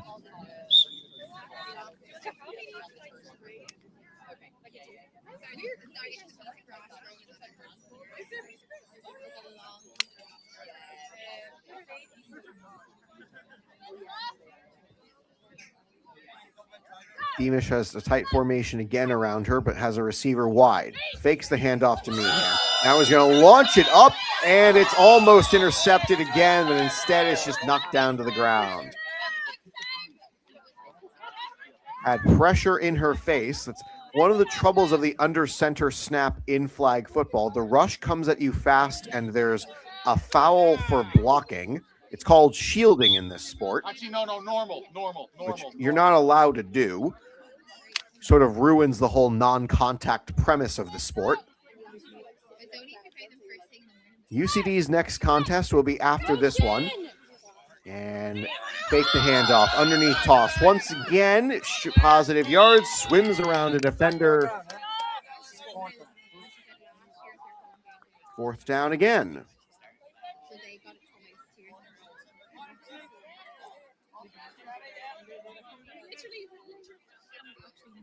Fourth down and about 14 to go.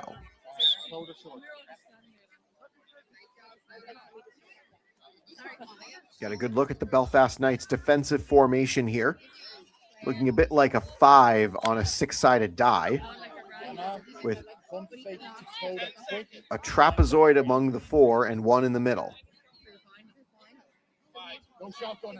Halligan is the rusher. Beamish has a little bit of time. Launches for the end zone. Looking downfield off the hands. Incomplete. I believe that was Iqbal, the intended target.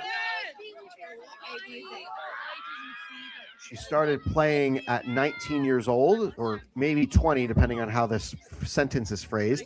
Started flag in 2023 after spending the previous 19 years doing no sport. Certainly an interesting spot to wear your flag, official. Short toss play for the Knights. We're still scoreless here in this first half.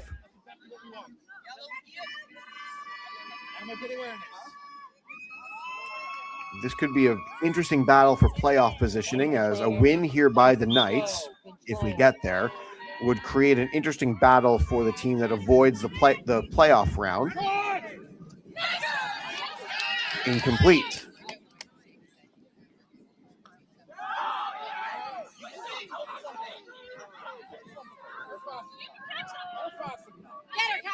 Indeed, that is Kara Iqbal. So I was correct that that was the intended target on the previous play. Yeah, if you're tuning in looking for UCD action, we've got about an hour and a half until we get there. Running play again. And the Knights number 66 is the one running it, which again, I don't have a name attached to that number. Emma, don't get beat deep. 4th down. Call is don't get beat deep here. They'll throw underneath, and it's caught, and no pike pull yet. That is another turnover as Meehan makes another defensive stop.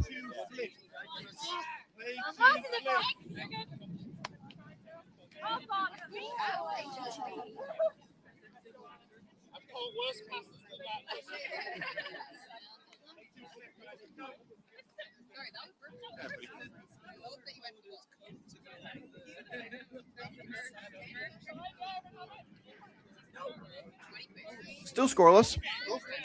Panthers White get the ball back. Beamish from under center. Handoff Iqbal, runs around the edge. Gets 4 yards.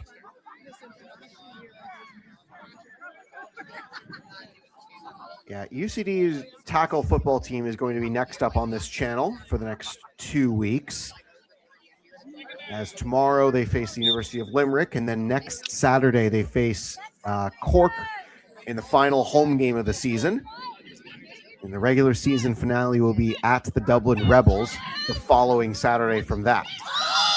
Toss play back to the snapper, and Wright gets a few yards.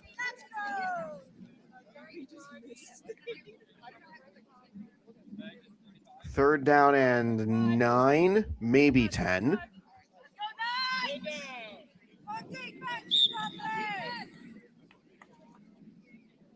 If I recall correctly, this was the same white hat from the Claddagh Bowl last season. Again, my memory recall of that year is a bit blurry. It was 11 months ago. Beamish looking to throw, finds right across the midway line. Finds the right target, Claire Meehan.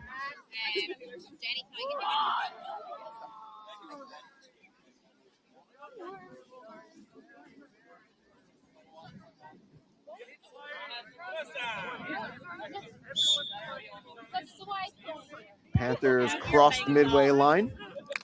Still scoreless here, first half. The Knights opened with the ball, so Panthers will get it to start the next half. All receivers left side for Beamish. Throws it quickly and had a woman open, incomplete, off of Ganesh's hands. Tough way to go.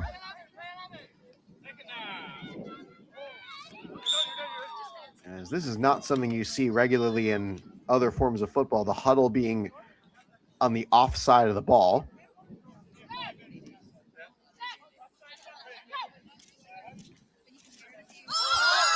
And it's a quick run, forcing a bad throw. I believe it was Orla Gallagher, number 10. Yep, it was. She's one of the other 4 dietitians on the team, along with Claire Kearney.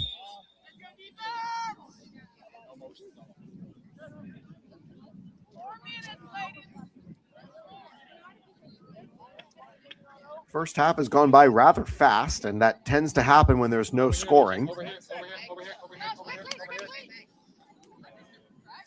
Running out of time to run this play. It's 3rd down. Beamish, 3-step drop, throws it right back, finds Iqbal. He gets positive yards before she is stopped. Number 9.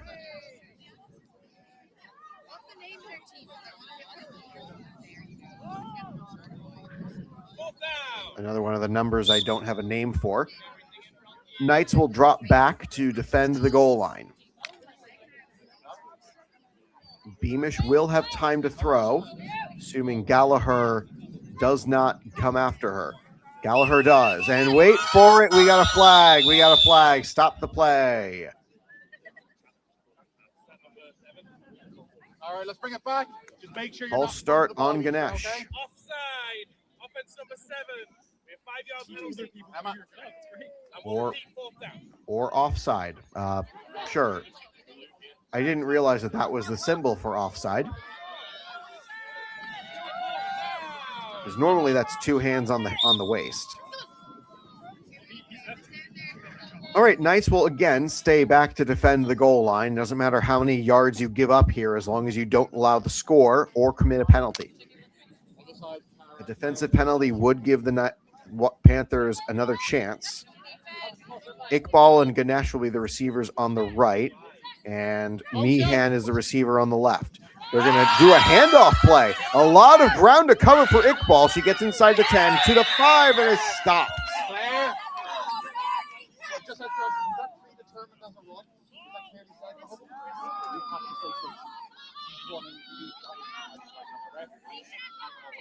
Well, that didn't work out as hoped, and the Knights will go back on offense.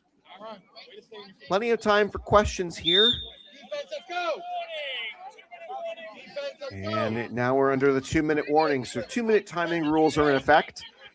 The clock will stop for incomplete passes, resets of the downs, and all scoring plays, as well as adjudication of penalties. And almost intercepted. Instead, it's caught. That was a ball in a dangerous position there. Renata Rocha on the stop as a mystery player caught that one. 2 receivers right. They're going to go underneath to another mystery player, number 9. And that's more. And the Panthers, nope. Belfast will call their timeout, so they have 1 remaining. We'll have time for question period in the halftime interval as the line judge is going to put his hat down where the ball is supposed to be spotted. Make sure that he doesn't lose that. So UCD with a big victory earlier today, 20-6, upset over the South Dublin Panthers. And I got to say, quite a shot across the bow today. Another victory for UCD would put them in great position to at least avoid the playoff game that would open the Claddagh Bowl finals. As these two teams are also fighting to avoid the playoff game for seeds 4 and 5 for the FINA Bowl, as these were the bottom two qualifiers. Always check with her.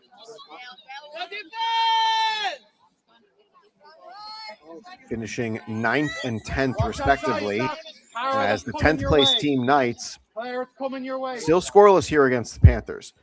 And it's an underhand toss play to 66. Not sure what that was. Harry, you can do better than that. Listen, if that works, it's a great play. And it didn't work, so a little bit confusing to watch. This is 4th down. There's still time for the Panthers to make a drive if they get the ball back. 1 receiver left, 2 receivers right. Now everybody to the right. Hand up, Emma. And we have a flag on the play before the play begins. Emma, I need that hand up at all times. At all times. Okay? It is surely 89 is also a number I don't have assigned to a name. get your way. All right? And I don't want them to get in your way. So 4th down is going to be marched back even further. This was after an incomplete pass, so no time is run off. Pressure is more important than the pass. Okay? So Panthers will come up. They're not going to drop back to defend the halfway line. Just going to backpedal and not get beat deep. Underneath toss play. 66 has it, and all missing on the stop, but they get it here on the near side. Claddagh right with the stop. And she'll go back out on offense. We are still under the 2-minute warning. I believe we're going to get a call out of how much time is left shortly. So Panthers ball at the 5. Panthers have both of their timeouts and an explosive play. Exactly 60 seconds left. Talk about that for timing. The Knights drive took exactly 1 minute off the clock. And go back to right. Clock will move.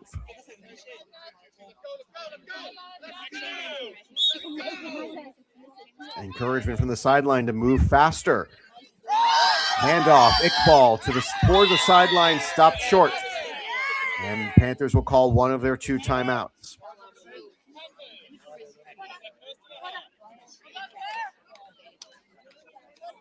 Third and midway, and they've got quite a ways to make it there. Going to be a very interesting move here. Again, I will point out, similar to what I did after the first couple of drives ended in futility for both the UCD and the Panthers Navy, it is possible for games in the regular season to end in a draw.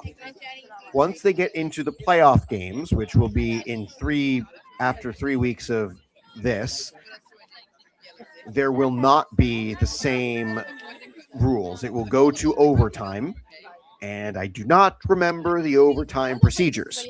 So we're not going to talk about that until we get to the FINA Bowl, Claddagh Bowl round.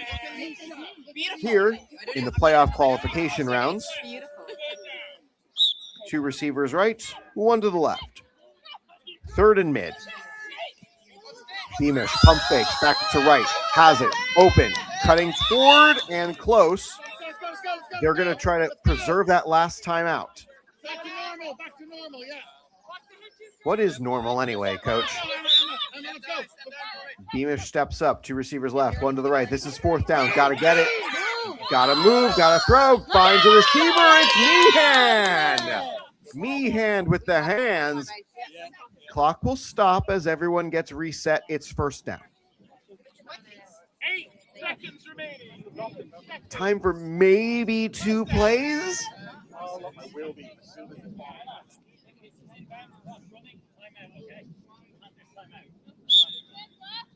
Panthers have pre-called a timeout. I didn't know you could do that. Handoff, Meehan. It's short and an immediate timeout. Timeout. Panthers. They're now out of timeouts. How much time is left there, ref? That was an awfully quick play, so this is likely the final play, barring a defensive penalty to call for an untimed down, which is always one of my favorite things to talk about. If you watch enough of these streams with me, you know I love talking about the untimed down. It's one of my favorite quirks of the rules, in part because I'm a Packers fan, and one of the most famous untimed down plays gave Aaron Rodgers a walk-off touchdown against the Detroit Lions one year. So Panthers white going for the end zone.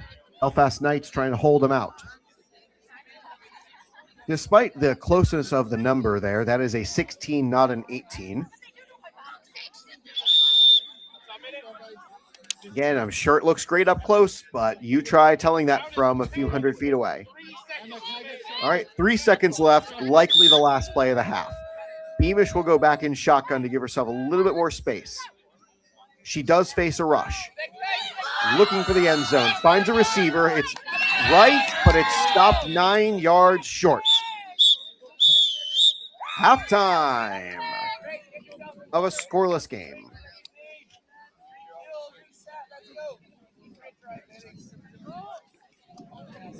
All right, a little bit of time for questions for those who have stuck around to watch the midway game here. It'll be 0-0 as we head to the second half of action. I'm Max Wolpoff, the voice of UCD American Football. Thank you again to everybody who's been part of our streams.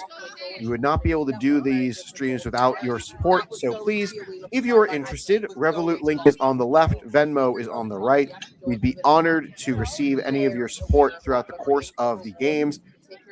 We'll be back tomorrow when UCD faces the Cork Admirals. And once again, it's going to be a very fun day. No, they'll face the University of Limerick Vikings. I'm already jumping ahead to next week. I'm so flustered. So it's 0-0. Knights and Panthers white have both failed to score. As today's game is brought to you by Tap House, Bar Kitchen and Sounds, proud partners of UCD American Football. Perfect place for your pre- and post-game events. Join us at the Tap House. And sponsored by Finnegan Menton. With the ball in hands, I see no one throw it. Not a single person. Make them miss the flags. Right? Everyone else is perfect. Scoreless games so far between the Panthers, who are on the near sideline, and the Knights, who are on the far sideline. UCD will be playing the next contest on this field. They'll be facing the Dublin Red Bows, who they only won by 2 points against last time around. Both offenses failed to score for most of the second half, and a late safety when a low snap resulted in a dead ball inside the end zone, which rule confusion here. We had a similar play in this game, but it was not called a safety. So yeah, that was the last of the call. So I'll fix that. 20 minutes will go back on the clock for UCD's next game to be away from.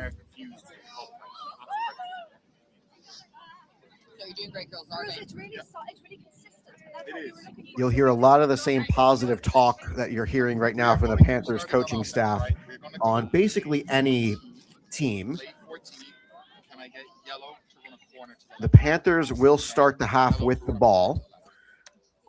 Had a chance to double dip with a drive to end the first half, but came up 9 yards short of the goal line. Yeah, whatever works for you. we're grateful for everybody who has joined us. We've already had some international flair for our viewership. My parents are tuning in from the Czech Republic on the train to, I don't know where they're going. It is, yeah, it is. And we've had people tuning in from the United States. We've had a few people from the tackle football team tuning in. They'll be playing tomorrow against the University of Limerick, as I finally get the correct team that UCD will be playing tomorrow. The links are correct on our channel, so if I say something wrong, go by the link. So Beamish and the Panthers offense will go back to work.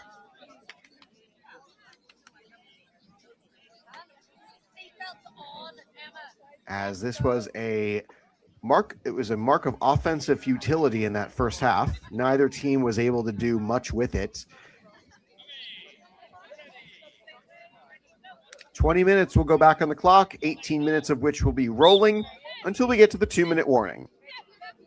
First play starts at 7:02 on the dot. So barring a clock stoppage for any other reason, at around 7:20 we'll hit the 2-minute warning.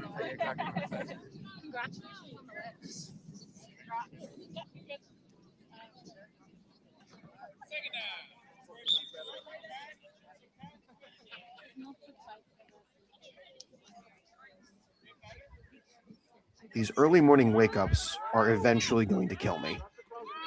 Bunch formation around the snapper. Quarterback drops the throw. Beamish on no blitz finds Iqbal off her hands. Incomplete.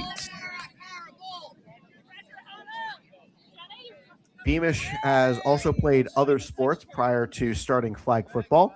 She played cricket, field hockey, tennis, rowing, kickboxing, and camogie, and also participated in high rocks competitions, which this is more of a philosophical question. I wouldn't call that a sport. I'd call it a competition because I don't think the two are the same. But that's more of a philosophical debate. I'm open to being wrong about that. Beamish all day to throw. Finds a receiver down the middle of the field. Overthrown and almost intercepted. I believe we're going to get a flag guarding call against the Panthers.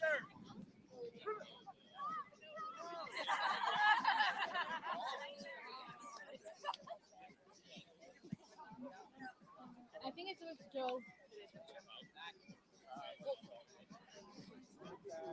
So the Knights might. Oh.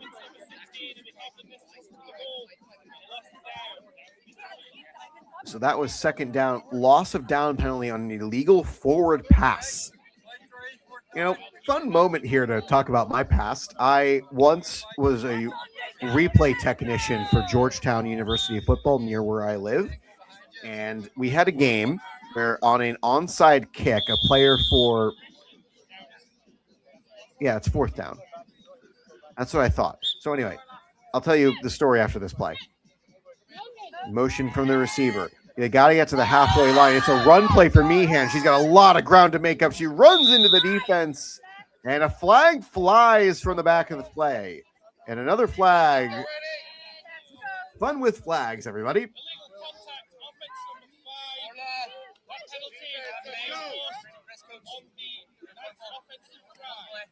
So Meehan is charged with the contact for running into the defender. All right.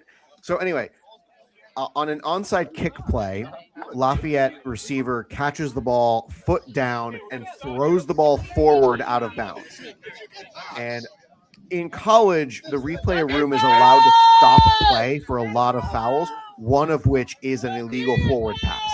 So I'm raising my hand like that's a forward pass. Like he gets the ball foot down and throws it forward. That's a forward pass. And we buzz down, we stop play, we talk to the officials on the ground. It's like, yeah, this is an illegal forward pass. And sure, it's an awkward situation to call that play in on a kick return, but it was an illegal forward pass. So we penalized the team 5 yards, and that ended up costing them valuable field position because they had to punt that drive. Underneath toss play for the Knights as they get the ball for the first time. Heavy collision. As the play is stopped, Orla Gallagher had the catch and run. And on the stop, Renata Rocha. And I believe they're going to call a contact foul on her. So it stays first down. Girls, we just separated. Any motioning, choose. You know what they want to give us. First time with the ball for the Knights this half. Watch the side snap. And indeed, there is the side snap. Backward pass again. And it's a tackle for loss. There is a flag on the play. Meehan on the stop.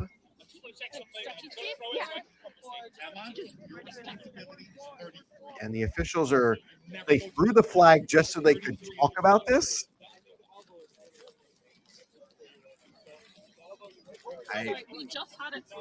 I didn't realize that part of the officiating training was if you're questioning the call, throw the flag so you can talk about it.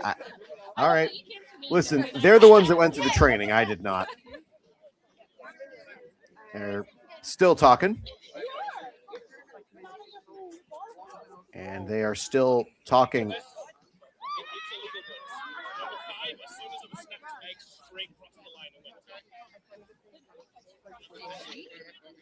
Just watch that, Claire. Watch that. Interesting.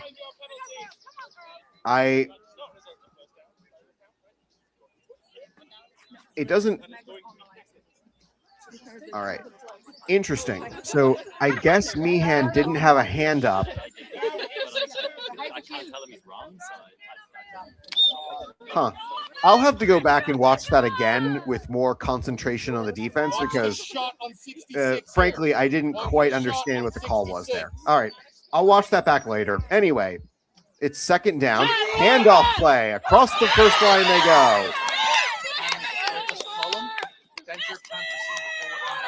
23, Claire Kearney.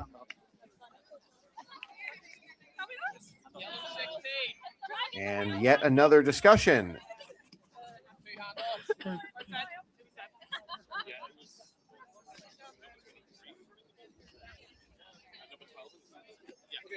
Number 23, not number 12. Good spot, though. I'm glad you're watching. Yeah. That's fine. Boy.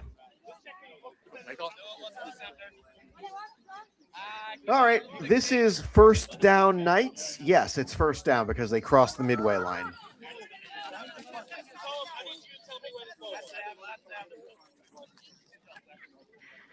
There's some confusion as to where the ball is going to be spotted. This is about where the play stopped.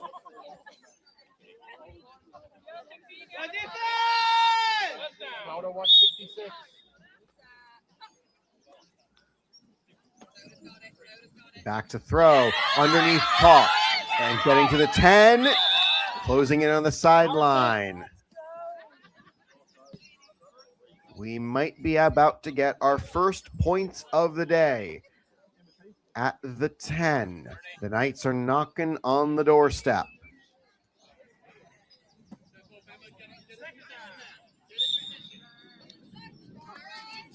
Bunch formation around the center. Second down. And a short snap play. Handoff. And Kearney stopped for limited gain, if anything. As I believe that was Beamish taking the flag off.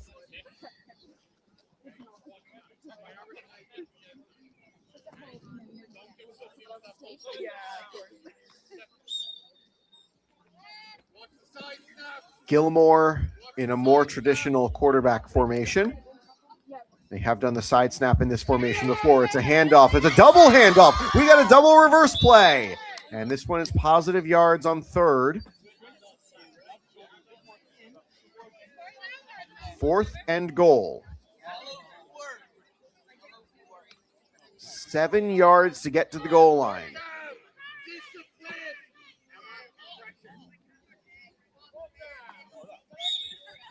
Two receivers right, one to the left. 7 yards separate the Knights from their first score of the game. Gilmore finds the receiver underneath, getting to the sideline. She's short.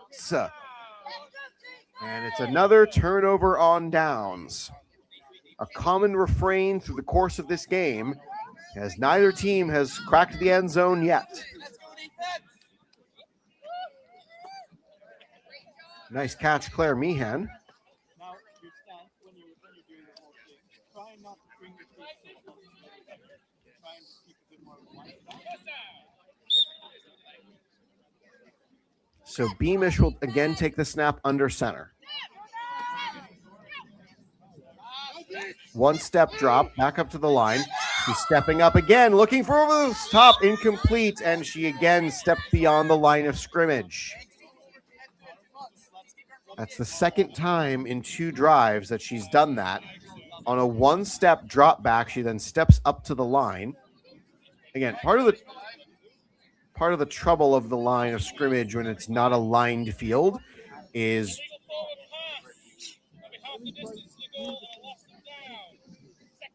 so second down here. Part of the trouble of not having a lined field is that it's much harder to judge when the full body crosses across the line of scrimmage. And Panthers will call their first timeout of the half. So, again, it's a 0-0 game, so nobody's winning, nobody's losing. But this game does feel very important for these two squads, as a draw here would put both teams at a bit of a disadvantage leading into the next round. Again, you can end the game in a tie. It is the regular season. There is no procedure for overtime in the regular season.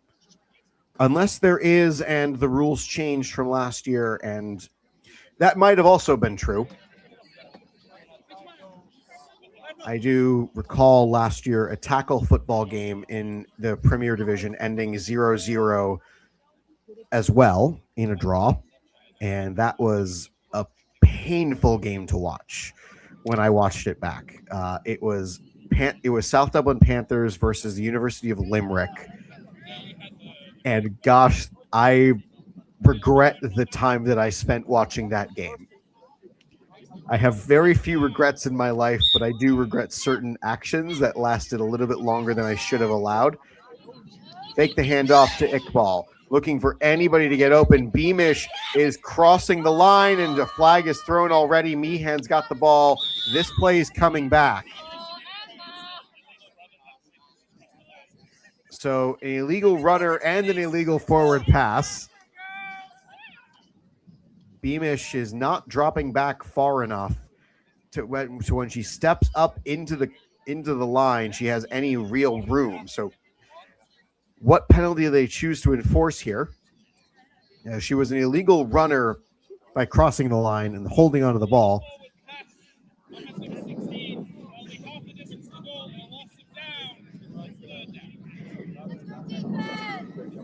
I don't think it's technically possible about what happens if it's an illegal forward pass penalty in the end zone, but in theory, that would require you to be in the end zone, and the line of scrimmage can't be in the end zone. So that's, I don't think, possible. These are the sorts of things you think about in a 0-0 game. Underneath toss play, this one finally works, but there's still a penalty. Right on the catch and run. There is still a penalty to talk about.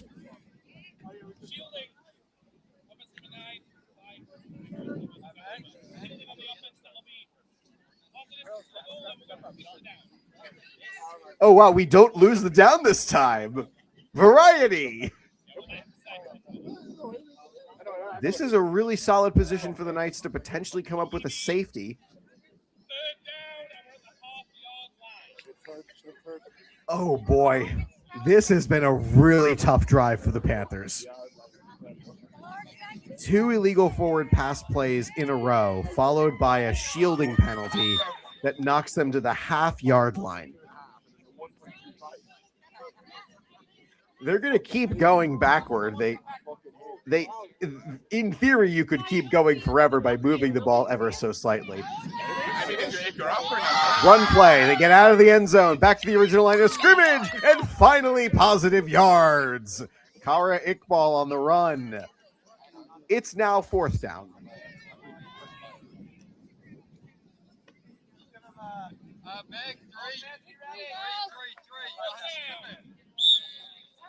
Gallagher will rush. Everybody else for the Knights drops back.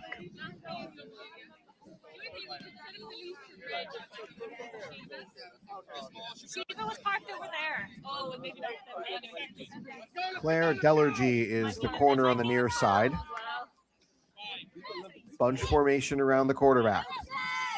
Motion again. Iqbal's going to run. She's got a little bit of room. She makes it up the side. And Delaher gets the stop. Delergy on the stop. She started flag last year and managed to make the trip to Finland for an international tournament with the Irish national team. And she was also looking forward to going to Copenhagen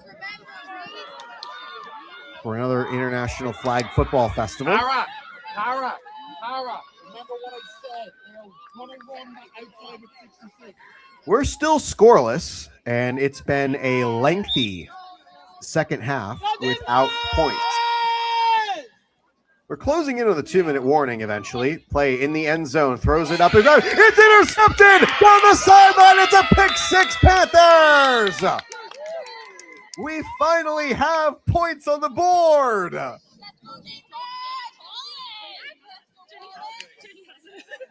The offenses have had a futile game, and the defense comes up with the only points so far. Big pickoff from Claddagh Wright gets the Panthers on the board. So let's see what happens here. The offense is gifted a spot at the 5-yard line for the conversion play. Slot receiver right, wide left, comes in motion. Must be a forward pass play. Beamish to throw, looking end zone, and it's broken up, incomplete. It is still a one-score game, 6-0, as the Knights get the ball right back following the pick six.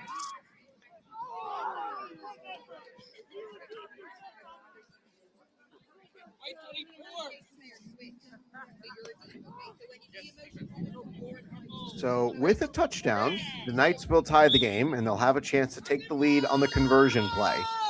66 is the main weapon. 66 is the main weapon.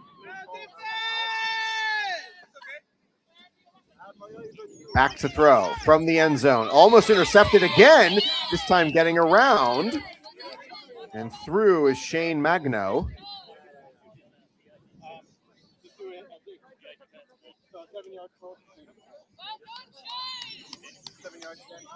Magno's been at this sport for about a year, and she gets roughly 5 yards.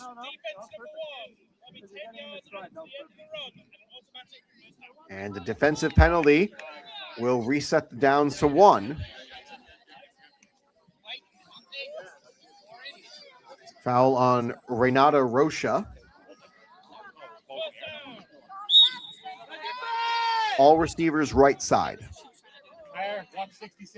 Closing in on the 2-minute warning, and it's a bad snap. Guys, on that one, they're dropping 66 because your focus is there. I'm going to go over the top, okay? Do not get beat deep. I don't have anybody by the number 12, but the only person who listed her position as center is Kim McCallum for the Knights, so that might be her just with a different number, but I'm not going to speculate. Discipline. It's second down. Gilmore rolls, finds a throw, gets it off again. Magno. Positive yards, it's third down. Discipline. 3rd and 4. 3rd and 4. Gilmore back to throw and a bullet pass. Back to throw, going out long, had it in her hands, incomplete. Meehan and Iqbal team up to knock the ball down. Don't let the mental creep in, okay? Discipline. It is a 6-0 game. Panthers have the only score on a pick six. Gilmore back to throw. Gets a good snap. It's 4th down. Magno and cannot get it across the line. Rocha with the stop. And she had plenty of room behind her, but she's playing the line, and that was just well done. And indeed, 2-minute warning here at 7:21, so I was about right. I was a minute off on when the 2-minute warning would start. Panthers have one timeout. Knights have both of theirs. Incomplete passes, penalty adjudications, scoring plays, and change of downs, as well as changes of possession, will result in the clock stopping. Everything else, the clock moves. So Beamish under center. And it's a run play. Iqbal gets around a few defenders, runs into a crowd, loses control of one of the flags.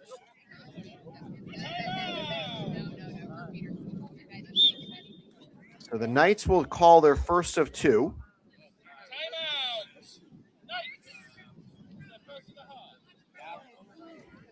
For those looking forward to watching the UCD game coming up after this, don't worry, stick around on this channel. We'll have it. It'll be UCD versus Dublin Redbows in Claddagh Bowl playoff action. This is Fianna Bowl playoff action, as the Knights gave up a pick six in an otherwise futile game for both offenses.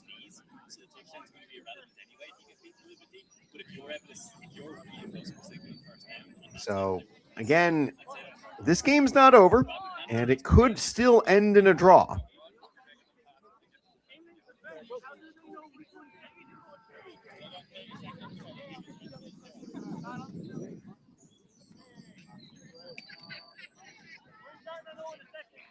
Panthers will go back on. This is second down after a gain of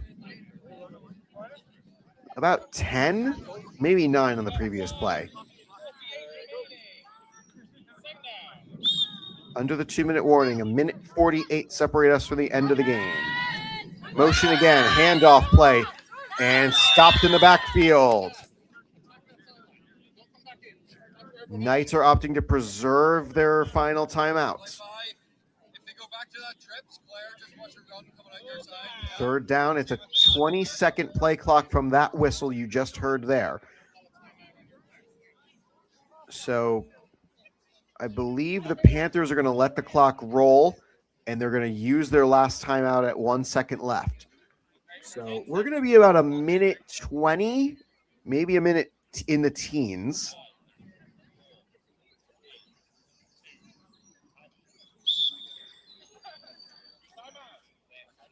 I still don't think you should be able to pre-call a timeout. Make them make the signal.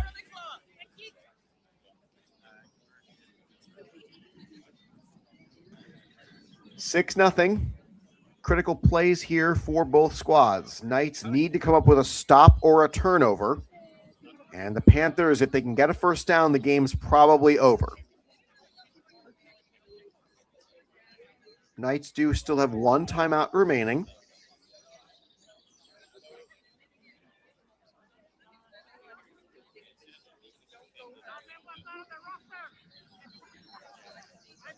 A question of what do you call here? And a game marred by offensive futility. Can the Panthers offense put the game away with a successful drive getting beyond the halfway line? Because the Panthers used a timeout early in this half.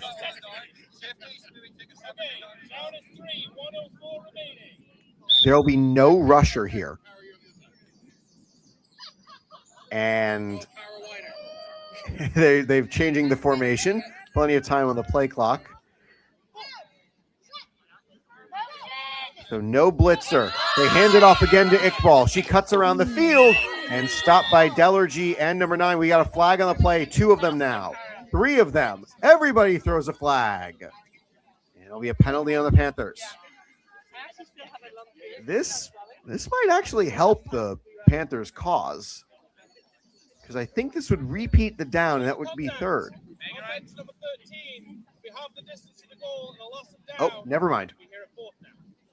Never mind. It's fourth down. So The Panthers, they got an interesting choice to make here. Panthers can either try for the first down in a potentially risky long pass play, or they can opt to run the ball and just take the adjust in a field position and put the Knights all the way back at the other end of the field. So fourth down, the clock stops because of the penalty. Panthers are out of timeouts. Knights still have one left, and they will hand it off to Iqbal. They're going to play it safe. Change of possession. The Knights will have to go the full length of the field. Rocha comes back onto the field. Beamish, Meehan, Wright, and Iqbal are the 5 out for the Panthers to defend this lead. So there's 50 seconds and a timeout for the Knights.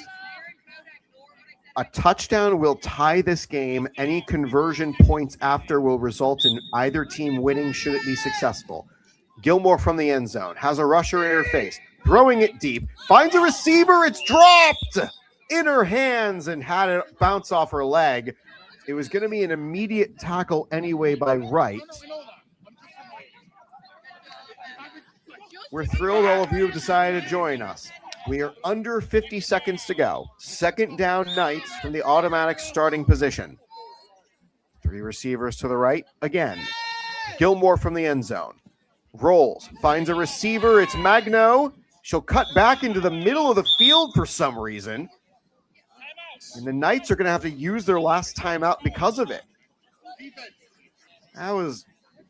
She was right at the sideline. It wasn't going to be as much of a gain, but it was an interesting decision to cut back into the middle of the field.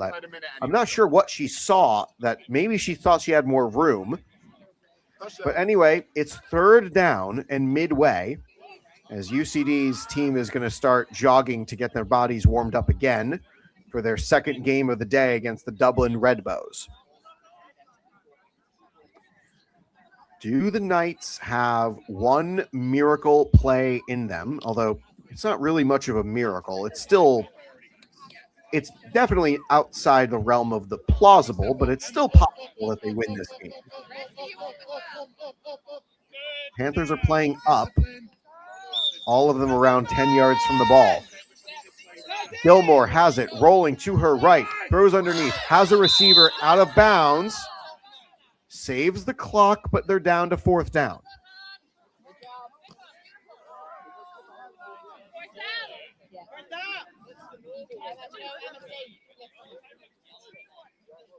Get her attention.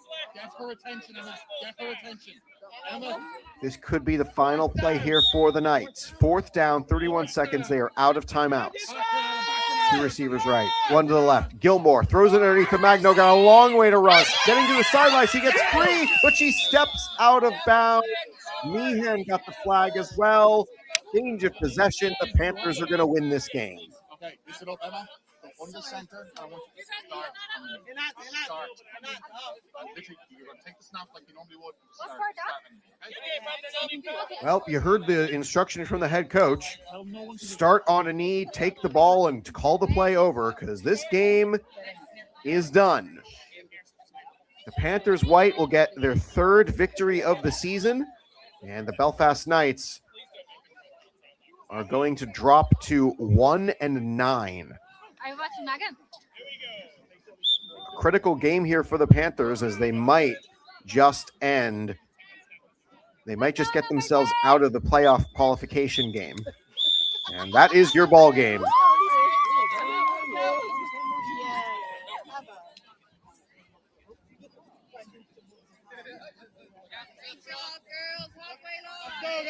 So, final score, Belfast Knights 0, South Dublin Panthers white 6. So the team in white ended up with 1 victory so far today. As in a brief... Girls, great job. Great job. Great job. So I am going to share here as the results that I definitely do know. UCD with a victory 20-6 over South Dublin Panthers Navy, and Belfast Knights scoreless to South Dublin Panthers White 6. I still don't know what happened in Dublin City Wolves versus the Louth Mavericks, but coming up next on this channel, UCD versus the Dublin Redbows.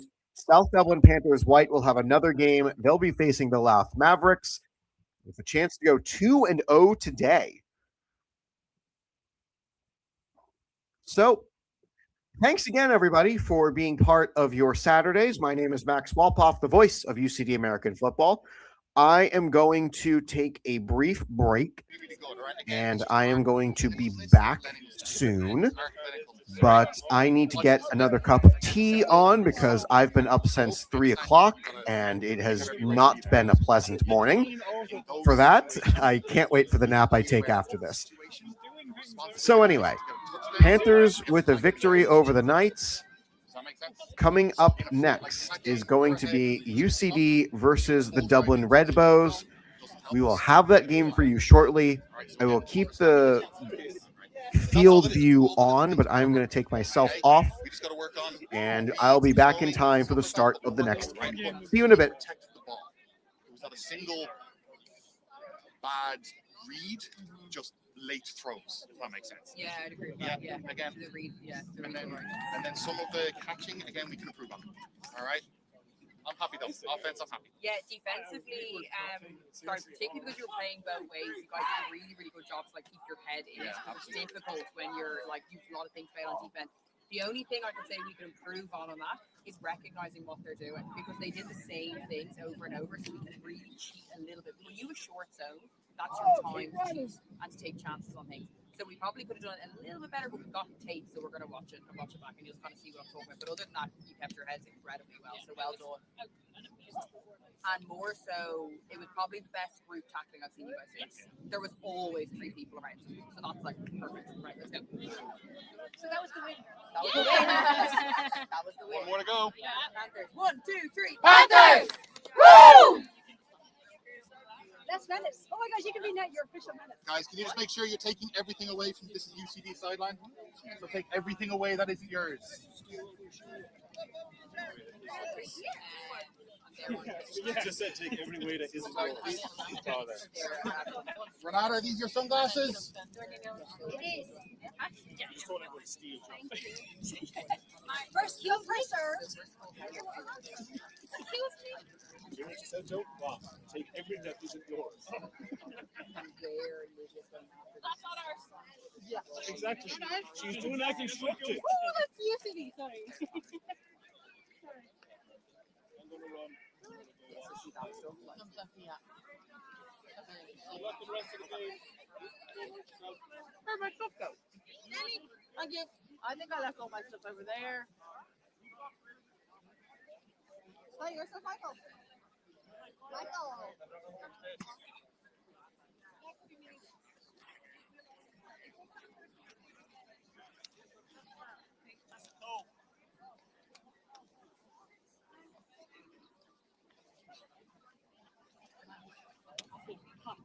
Oh, yeah.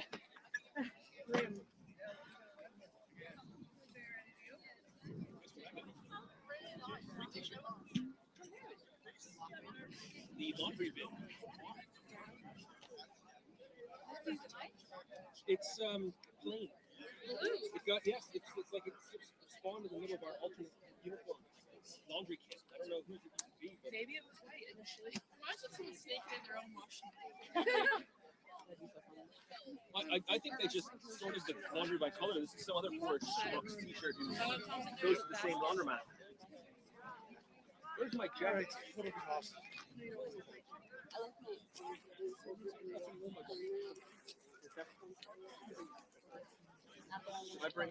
I leave everything over? No.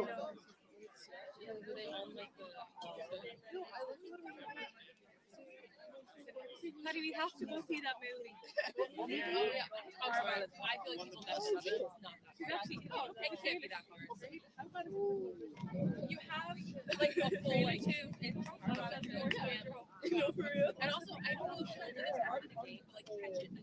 I did the slider.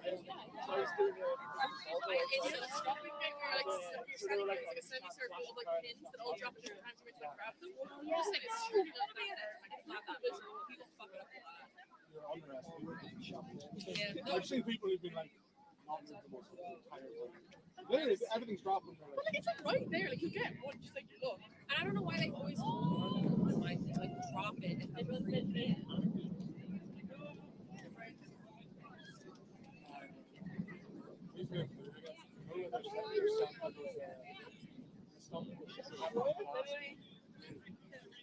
First 2 seconds of back to just me calls.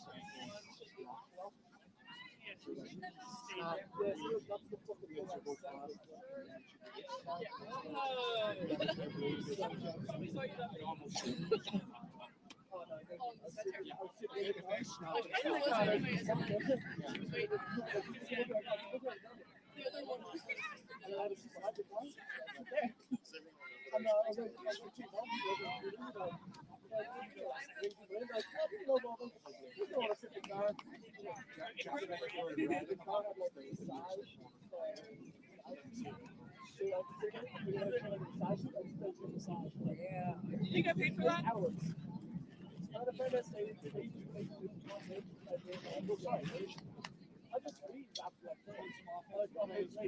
Defense showing strength.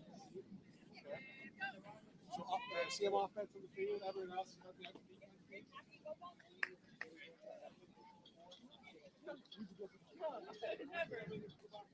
Mike Jackson, I think.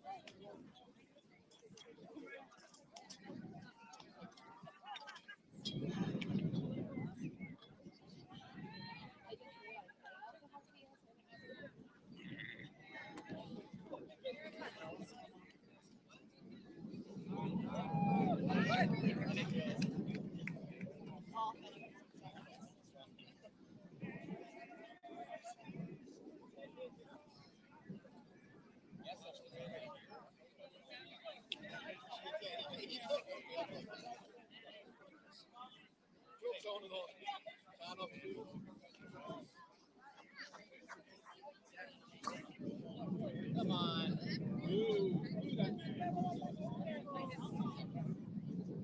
Now you want cover 2? Oh, yeah. We're doing the cover 2 where we're out wide.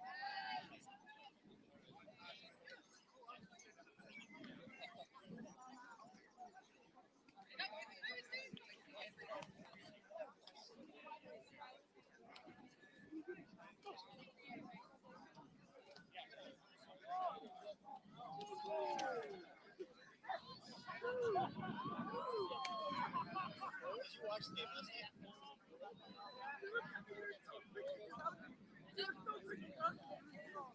Well, So good, right?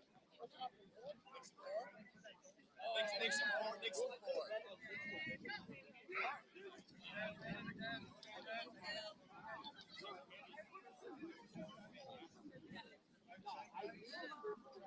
No, they're not.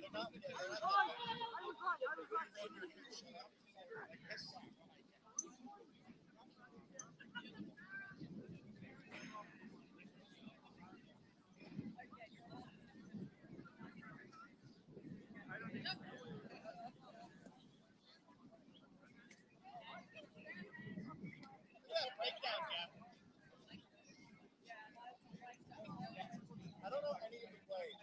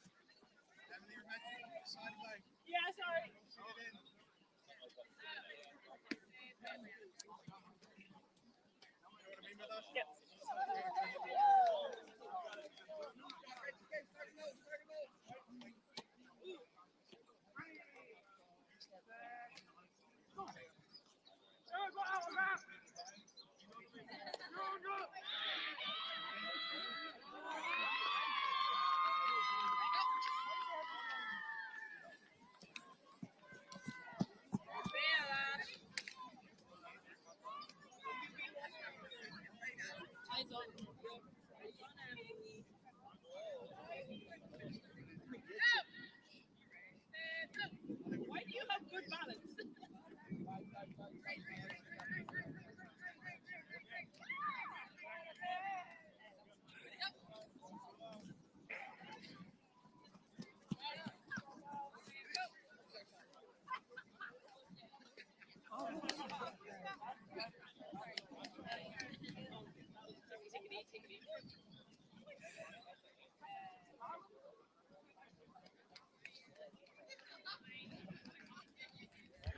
Welcome back, everybody. Thanks for being patient.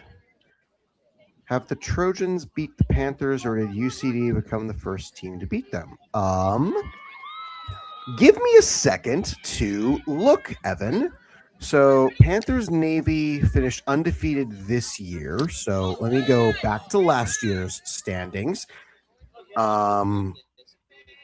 Last year, the Panthers did not lose a game at all. They finished 7-0 and then won both of their playoff games. Hang on, let me go back to 2024.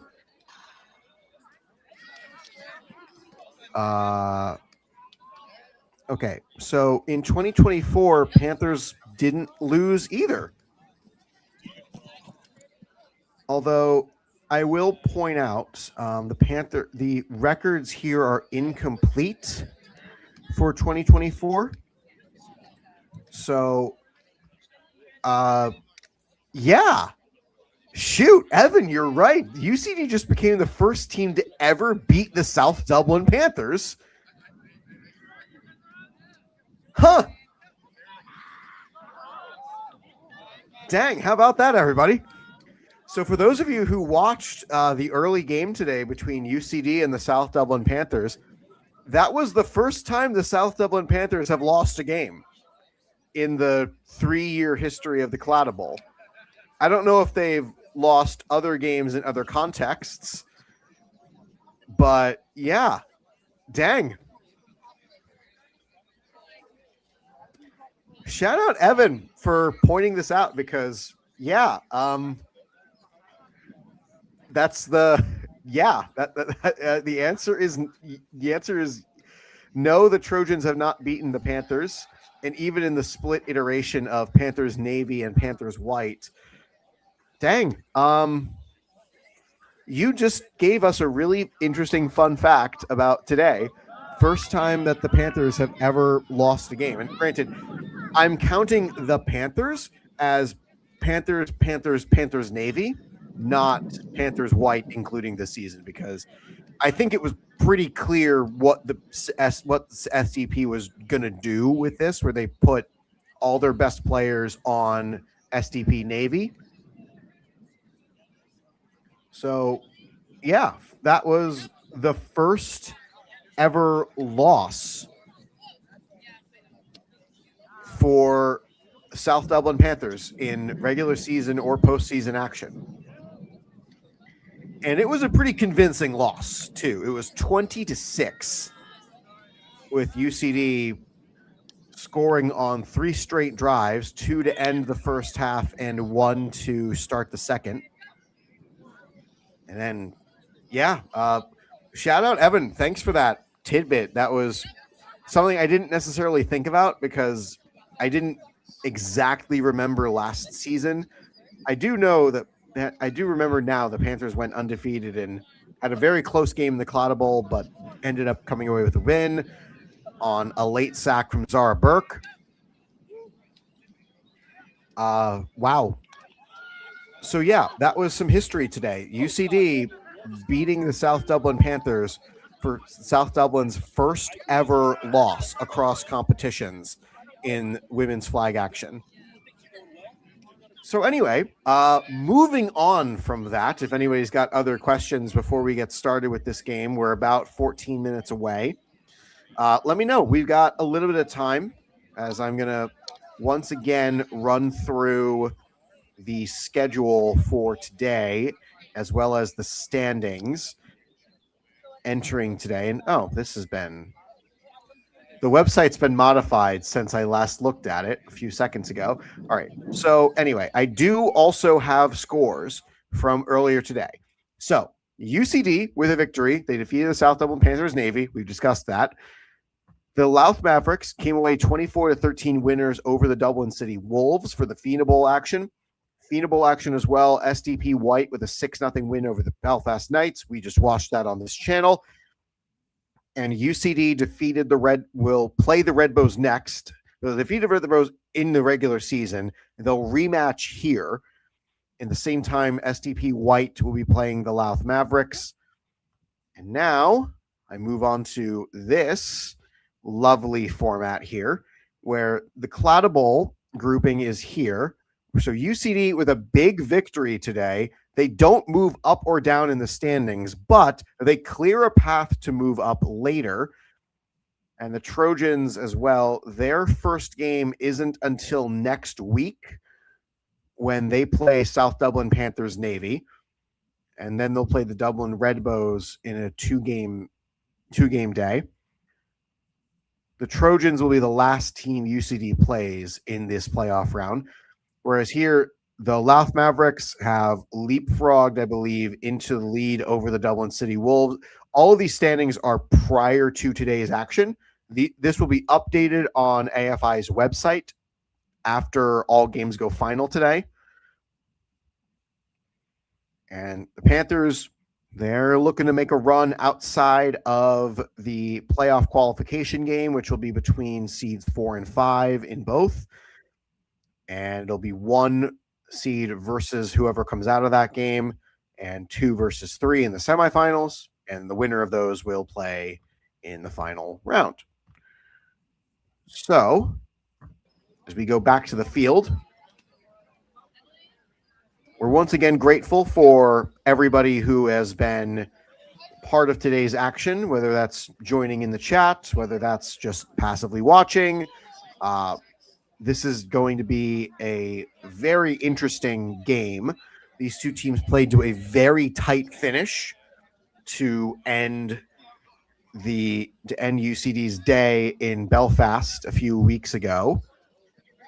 And it was only a late safety that separated the two teams after a low snap in the end zone resulted in the ball becoming dead inside of the end zone.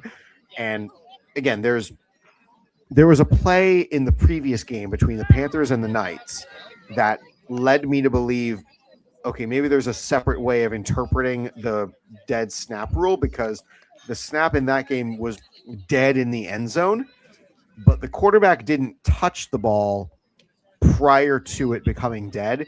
In the game between UCD and the Red Bows, it was touched by the quarterback and then fell. It's just an interesting wrinkle on the rules, but can't change a previous call.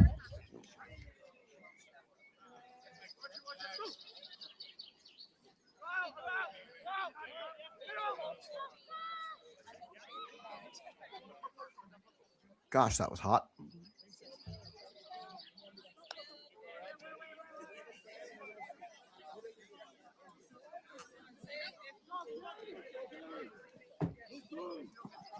We've got time for questions if anybody is interested in asking.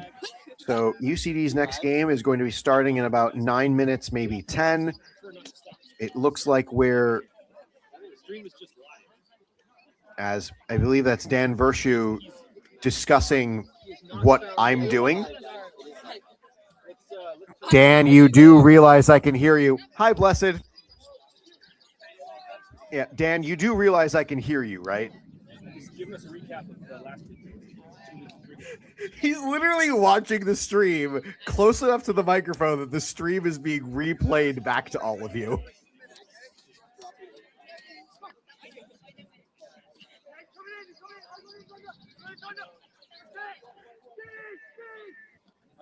So UCD warming up on the right side. Red Bows are warming up on the left. Alex Barker is the quarterback for the Red Bows. This is her second year with the Red Bows, both of which have been at quarterback. And she's got 6 years of football experience, also previously playing in Australia, which, despite having a football of their own, has a vibrant American football following. Hence the reason Australia is going to be hosting a regular season game this year, which is just going to be a tremendous travel nightmare for the teams involved. I believe it's the Rams and somebody else. I don't remember who. Shively Blinn with the knockdown on that warm-up pass. That's awesome. I'm sorry, that is the most baseball broadcaster answer ever. Sunday, what was the last dream that you had? Well, let's go. You know, I can't say it here. That's I'm literally just listening to these guys talking about me as I'm listening to myself. Hey, Max. Hello. Hi, everybody. Y'all know I can hear every word you're saying because you're close to the microphone. Is this story true? What story? I'm surprised that it's that close, to be honest. Does the mic pick up everything? Yes, the mic picks up everything. I know they're going to hear that in the next 30 seconds, but yes, the mic picks up everything. This is very meta and pull back the curtain type of stuff. And listen, I'm having a great time, so I don't really care. Teams are finishing up their warm-up procedures as they discuss my answer to the what was the last dream you had question that we had from a previous flag football live stream, where the answer is true. I definitely was not going to share the previous dream that I had because it was just not appropriate for public consumption. Most dreams really aren't. I don't know why we all feel like we need to psychoanalyze each other with those things.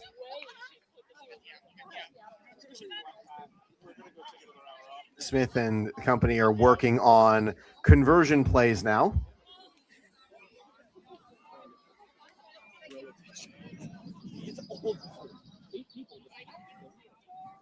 Yeah, the microphones on these cameras are really powerful. As finally Dan Vershu walks away from the camera, so I might not be able to hear him now. Sorry, I just thought it was funny that they were listening back to the exact live stream that we're doing as I'm doing it, and I'm hearing myself on a 30-second something delay. That was funny to me. So I guess that answers one of the questions I've had about what's the delay on this feed, and it's about 30 seconds. That's about what I thought it was. Because, again, typical live streaming is a delay like that. I hear the flag and I hear the equipment check being done on the other side. Kean breaks the coverage of Tom McAniff and makes it into the end zone. Again, McAniff definitely experienced playing offense and defense in the flag. He was UCD's quarterback during the intervarsity games for the last 2 seasons. I don't know about the previous ones because I just don't know.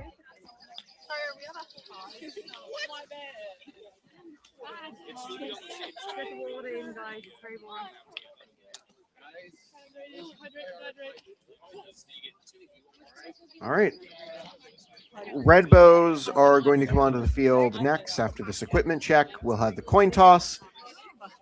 We'll play 2 20-minute halves, 18 minutes of rolling clock, followed by a 2-minute warning.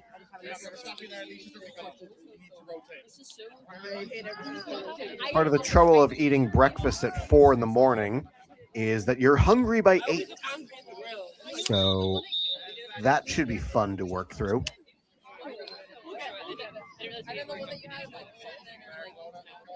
As it looks like we might be having a different quarterback play for the Red Bows, or at least somebody was actually.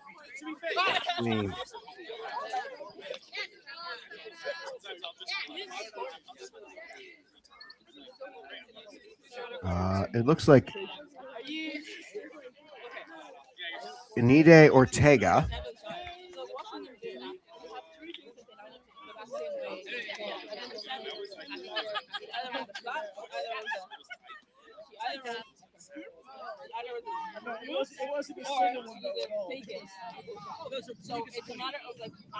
Yeah, that's number 10, Nide Ortega, not number 2, Alex Barker. So, again, part of the trouble of this league and part of the trouble in general of amateur sports is that it's not a priority for everybody.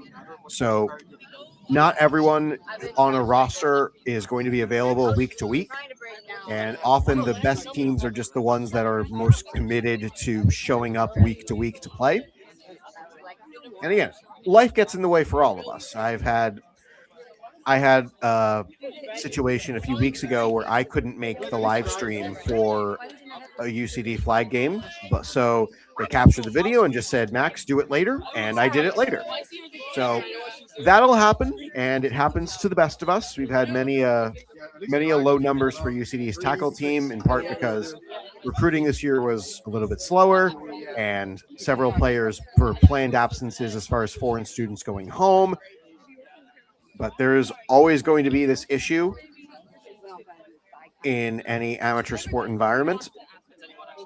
And heck, even in pro sports, guys aren't available for certain games, and that'll happen too. So, UCD Sports Complex, this is the western edge of UCD's campus. The main campus is that direction that we're seeing right now. The UCD Bowl is the one with the lights that you see on the other end by the construction. The UCD Bowl is where the UCD Association football team plays, and it is in one of the FIFA video games because UCD happened to be in the top league of Ireland that year. And as part of the mandate of the FIFA video games, you get to be in the stadiums of all the top leagues throughout the world. And that included UCD for a year. Hey, UCD qualified for the Champions League at one point, and they actually won a Champions League game against a Luxembourg team.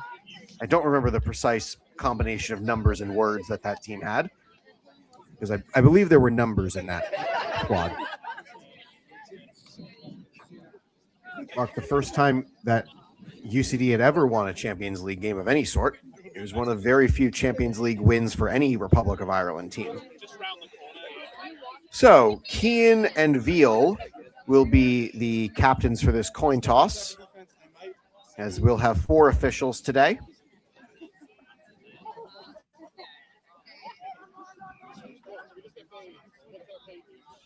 I forgot to turn off my 8:30 alarm, so instead of that going off at halftime, looks like UCD has won the toss.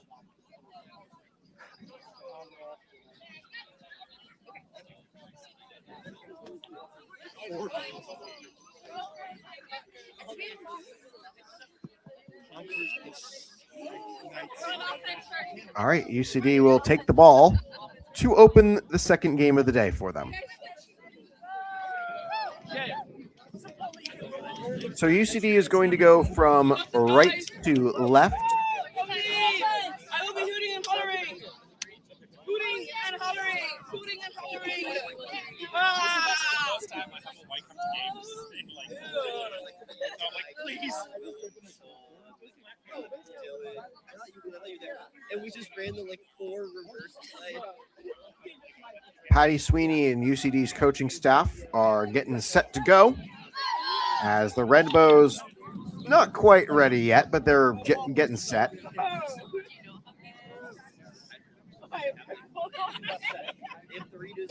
All right, so everyone, UCD and the Red Bows battling here. Claddagh Bowl playoff action. 20 minutes, rolling clock for the first 18. And UCD opens the game with the ball after winning the toss. They'll take the ball. First play from scrimmage, Sam Smith is standing in the gun. 2 receivers right, 1 to the left. Let's have some fun today. Toss to Veal, and a short gain on first down.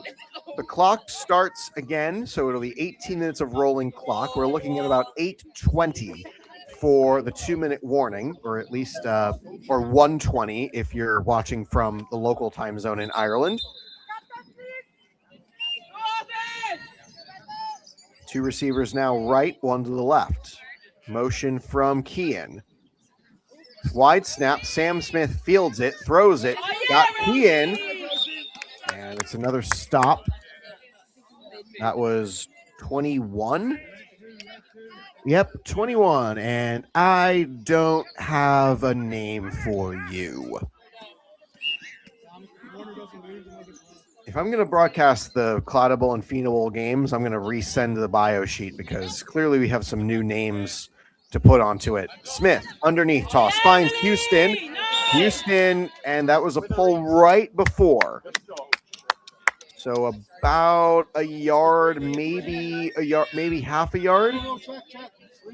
Oh boy, they're a football away. Third down. This is now 4th. 2 receivers left, 1 to the right. Veal will send it back to Smith. They'll toss it underneath. Shore handles the low snap. And that was almost a disaster on the short toss to Shore. But she handled it, got across the line, and it resets the downs. 1st and goal.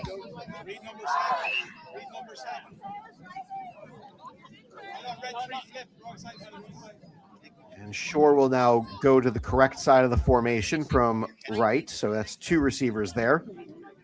Smith takes the play, gets into her stance. Kean motion, finds the play for Smith. Looking deep down the field, one-on-one coverage broken up, incomplete, wanted Houston.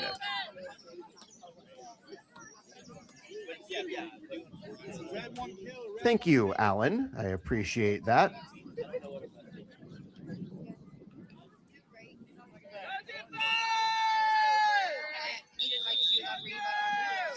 Appreciate that, sir. 2nd down. Smith underneath finds Houston. Houston gets through, almost lost the ball as Sinead Walsh, I have been informed, is number 21 for the Dublin Redbows.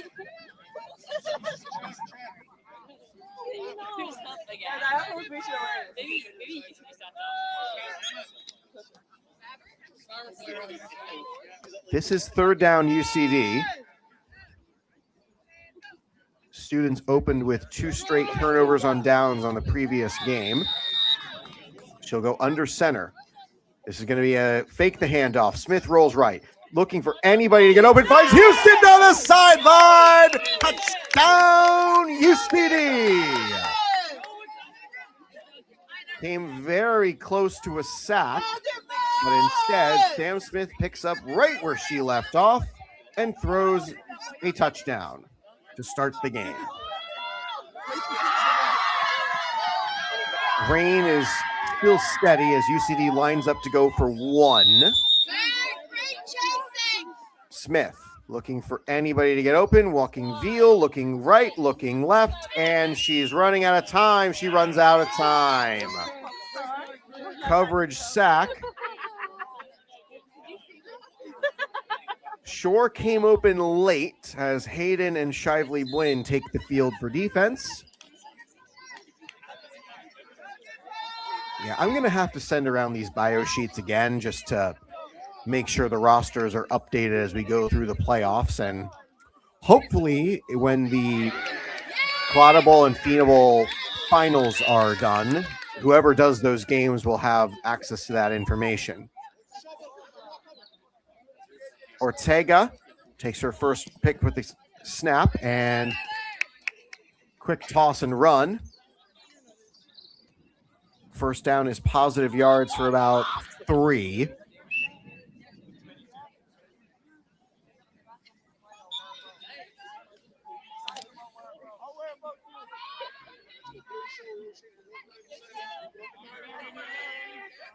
Ortega again, two-back formation. It's a fake handoff, and it's mishandled. Ball becomes dead at that spot. They go back to the original line of scrimmage, and it'll be third down.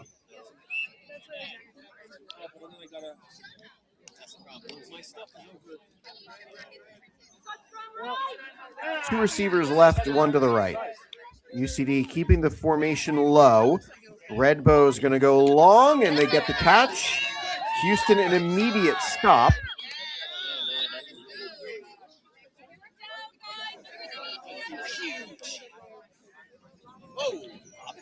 Here's fourth down. That's actually a good color on. UCD is going to play defense up to the first down line. Shore, the only one underneath it. Shively Blinn comes in underneath coverage. Playing against the run. Shore will make the rush, and he gets the sack.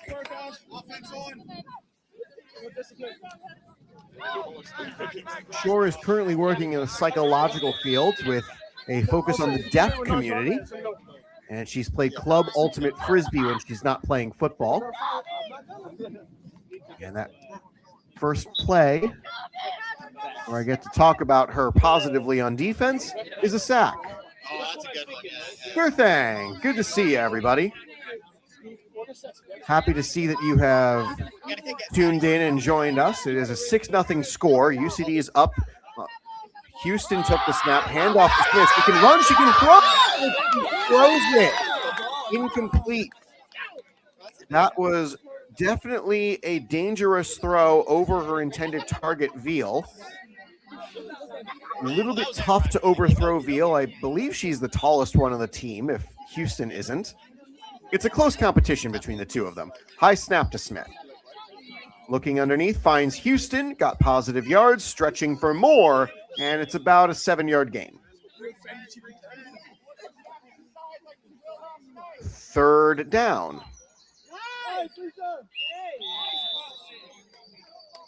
Walsh will again line up in defense near side against Houston. Should be an interesting matchup today.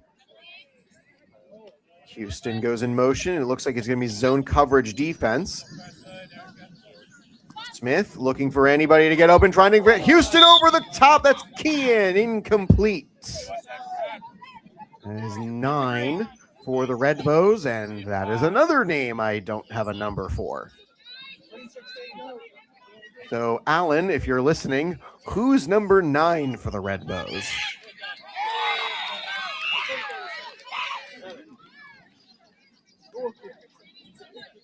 Fourth down, UCD. Got to get to the midway line. Red Bows push the defense back to that point. Smith rolling, gets around coverage, looking deep for sure. It's all hands, incomplete. It stays a 6-0 advantage for UCD as they turn the ball over on downs. Automatic starting field position is the 5-yard line.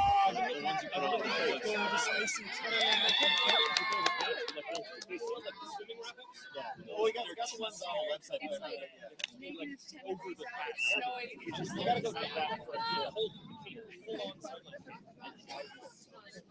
Red Bows at their second possession. Could not get a first down in the previous drive. Shore dances through to the end of the coverage. Ian almost had that one incomplete. And look, good play to break up the pass, but it could have been a lot more. Fired up there. I thought we were going to be sending that into the end zone. I'm like, no, you think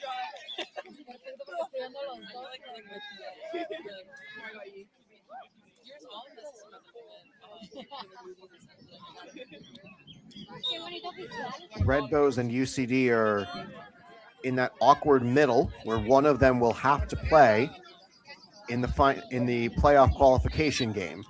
Underneath, toss is complete. Got a lot of good yards, and number 9 again on the catch and run.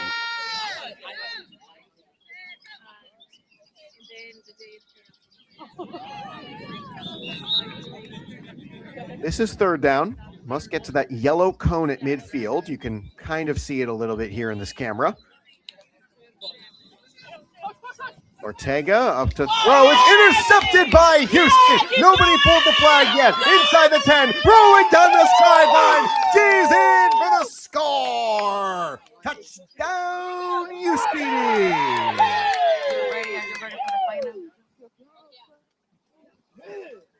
So that makes it a 12-0 game. Offense and defense have both secured points today.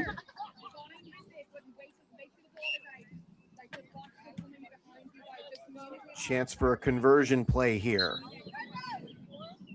Two receivers right. Now Shore will shift left.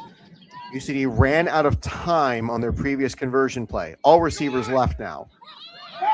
Smith back to throw underneath toss. Much easier time this time getting the conversion. This is going to be a 13-0 lead. And this was all the offense that the UCD offense could muster in the previous game between these two squads. They stopped at 13 points. The defense got them 2 with a safety.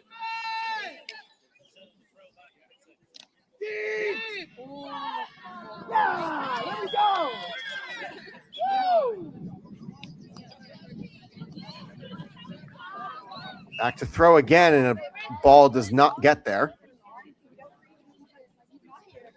Don't throw it my way. Don't throw it my way.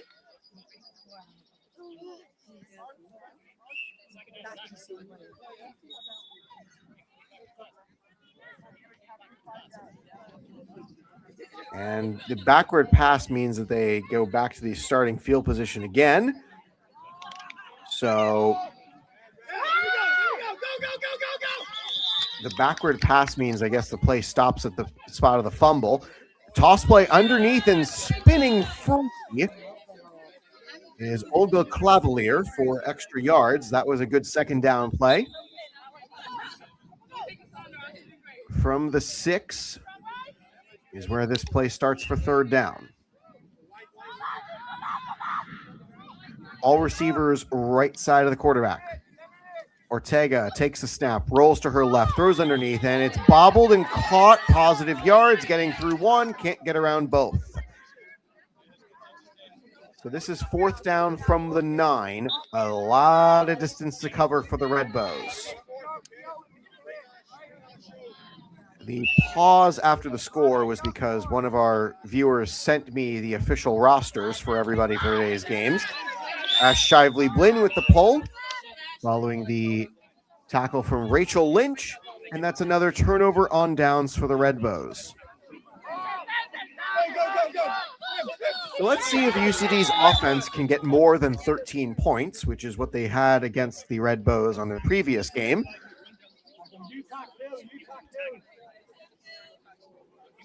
So the thought process when I was reading those is, this is what Oscar's been sending me. So hopefully I'll be able to use that next week. Actually, next week we're not broadcasting. Out to Kean, stretching for more yards. Nobody's pulled it yet, and a late call for the pull. Kean was running free down the middle of the field, but could not quite pull it off to get through. I believe that's Seda Kakmak.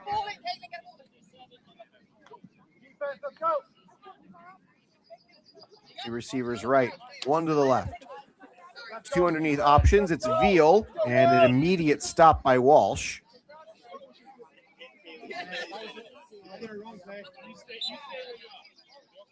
So, despite the fact that went for positive yards, Patty Sweeney is reminding his receivers that somebody ran the wrong route on the play that they called. This is going to be 3rd and 8.5 or so, maybe 9. Underneath toss play to Shore. Everybody else has to stand and hold their spot. And a good pull for Walsh. Sets up a 4th down and midway for UCD. This is a 2-yard distance to go. 2 receivers right, 1 to the left. Two corners play underneath coverage. It's going to be zone. They fake the toss. Houston for sure. She'll stretch and get the ball across. Walsh and Kakmak on the stop.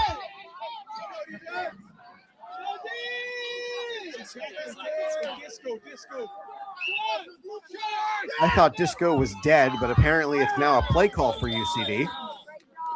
2 receivers left, 1 to the right. Let's see what the 1970s hit was that the White Sox tried to destroy. Smith throws, and it's incomplete. No sack, but we're going to get a contact foul here on Kakmak. And it's an automatic first, which was going to be the case anyway, as that was a first down play. More of an enforcement and nomenclature difference there.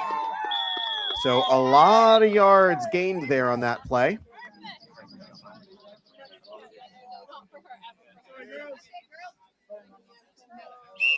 Two receivers left, 1 to the right, first down from about the 14. Key in motion and cut in. Nobody rushes the quarterback looking for anybody. And it's a coverage sack.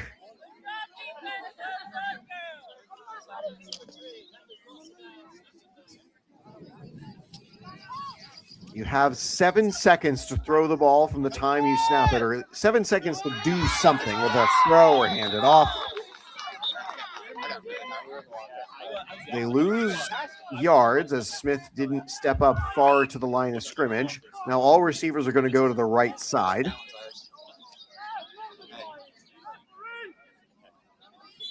Smith goes under center. Fake the handoff to Houston.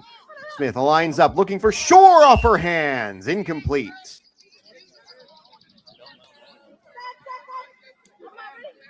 I believe this is going to be 4th down.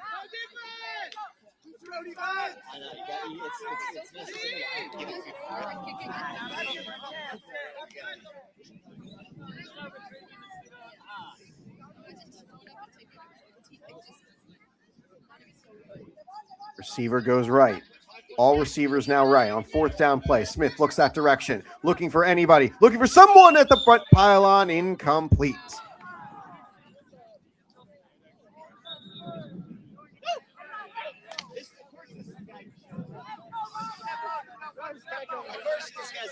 So this is now 4th down. All right.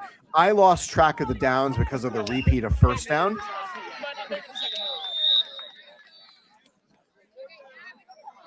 Two receivers right, 1 to the left. Must get to the front, must get to the goal line to score on this drive. Smith checks her play chart. Key in, and they're going to actually whistle her for a false start.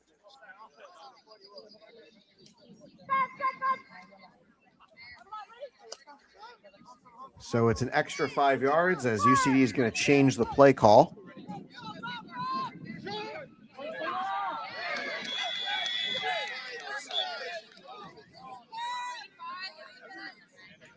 They'll keep the formation, 2 receivers right, 1 to the left. Smith, a lot of distance to cover. She's got a rusher in her face, and it's a pull. I don't believe this is going to be a sack, but Walsh stops Kean, and it's the same result either way, a turnover on downs.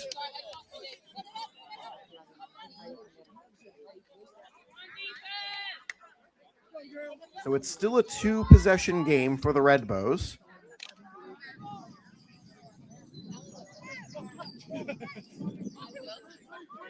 It's Nide Ortega behind center. They're playing in a 2-back set. And they will hand it off. She can run, she can throw. She'll opt to keep running down the sideline, gets around Shore, gets around Kean, and called for the stop roughly 12 yards away from the halfway line. Actually, more like 10. Ortega again underneath. Quick pull from Shively Blinn. Clavalier on the catch. This is 3rd down and about 5. Red Bows are opting to play quickly. And again, it's a 2-back set. Clavalier on the run, looking toward there, and a quick ball nicely done by Hayden. Looks like a timeout, Red Bows. If we did cross the 2-minute warning, which I believe we did given the speed of the game now, I didn't hear the announcement.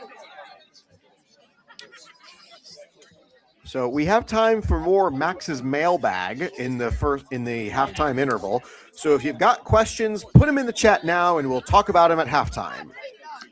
13-zip UCD on top on the strength of a touchdown on the offensive side and on defense with a pick six.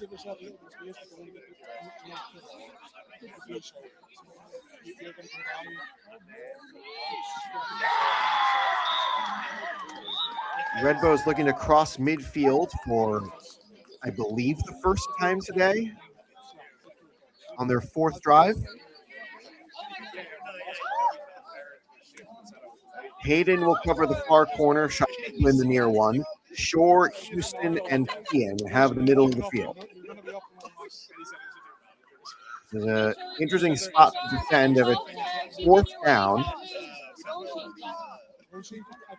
And it looks like they're going to have everybody bunched around the ball. Worry about the short pass here. They're going to toss it quickly, and it is pulled right at that first down line. First down on the toss to Lynch. Well-designed play to get 2 yards. And it is indeed first. There's 65 seconds to go.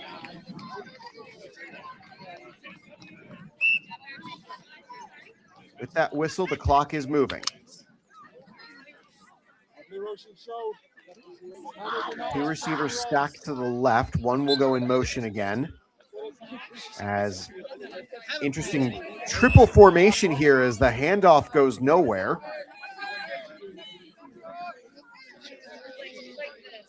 So they'll go back to the previous line of scrimmage. It's now second down. The UCD has no incentive to use their timeouts here. The Redbows will open the second half with the ball. Lynch again comes in motion. And she'll stand and stop. They'll try the same play. Fake 2 handoffs. Looking for Clavalier. Finds her! Lively Blinn cannot run her down. It's a touchdown, Redbows.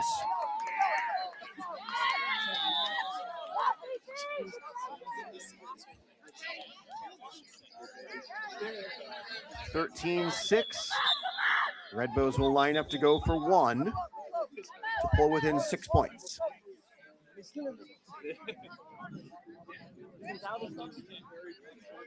This is an untimed play. And UCD will have some time with the ball at 52 seconds in both timeouts.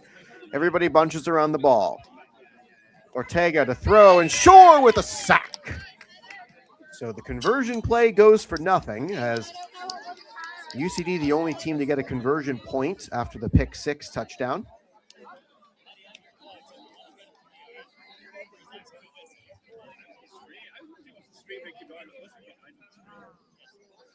Somebody needs to tell me about number changes when these things happen, because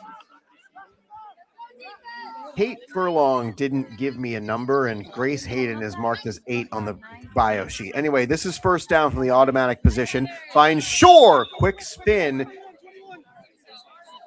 Quick play call. UCD trying to preserve their timeouts. 2 receivers right, 1 to the left. This is second down. Receivers all move a little bit early. Nobody calls for it as Veal, and UCD gets the timeout called. The stop from Kakmak.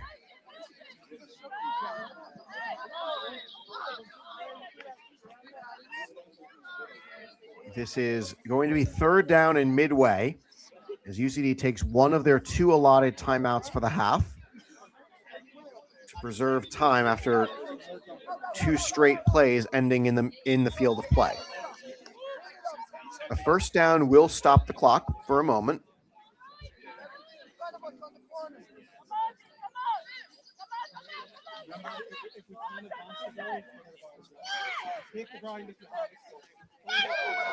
Patty reminding everybody to save time by getting out of bounds if you're able to. We are under a minute. Smith takes the snap, looking for someone to get open quickly. Underneath, Houston crosses midfield, and that'll be a first down. Clock stops for a moment as everyone resets.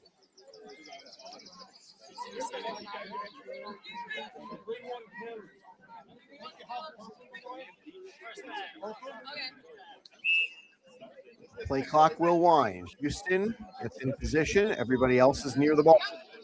Smith takes the direct snap. Looking for somebody, finds Houston on a two-top catch. And UCD will call their second timeout. I believe I heard 17 seconds.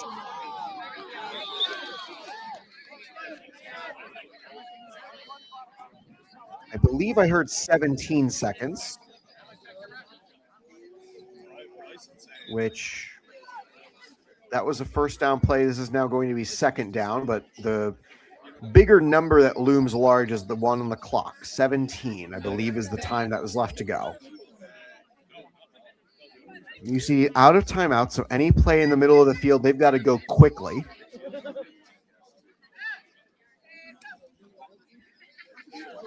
UCD probably looking end zone either on this play or the next one. Referee stands over the ball as the teams get lined up again. Play clock will start. 2 receivers right, 1 to the left. 13-6 ball game. Smith to throw. Looking for the end zone. Underneath, finds Houston. Looking for a pull. Got it. Walsh on the stop. Got to hurry here. Running out of time. It's third down. From about 7 yards out, maybe 8.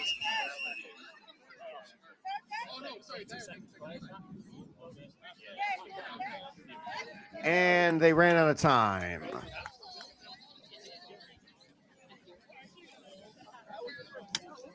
And the clock ran out on the first half. So, if anyone's got questions, now's a good time for them, as we've hit halftime in this second and final game for UCD. Today's live stream, as always, is brought to you by Tap House, Bar, Kitchen, and Sounds, the proud partner of UCD American Football, the perfect place for your pre- and post-game events. Join us at Tap House. Obviously, Dan's at the Good thing Heather and I are the same size. We're also grateful for every one of you who has ever donated to our live streams. These allow us to keep running. About a month or two ago, we needed your help to pitch in to get a new camera after our previous one broke before a game against the Belfast Trojans, and you did it. We covered just over half the expenses necessary to get a new camera to show the games for the duration of the season, and we are incredibly grateful for all of you. If you wish to continue to support UCD American Football Club directly, Revolut on the left, Venmo for our club officers on the right. We're thankful for every one of you who has ever given us anything, either that's a few seconds of your time on a Saturday or a Sunday while we're showing you these games, or if you've supported us monetarily. We thank you every single day for allowing us to bring you these games. So UCD with a 13-6 lead. The Red Bows will open the half with the ball as the rain is starting to pick up at Dublin 4.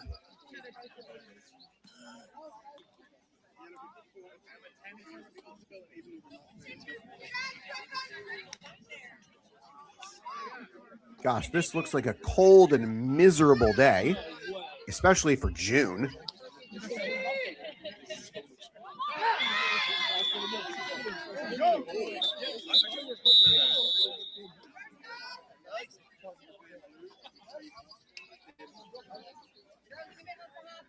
Oh, boy. All right. If nobody's got questions, I'm going to keep chatting about the Claddagh League. So the teams will play a round-robin format. Momentarily going to share the standings entering this first game, these first games of playoff action. Take a look at the standings before I show you the results from today. These are the results so far.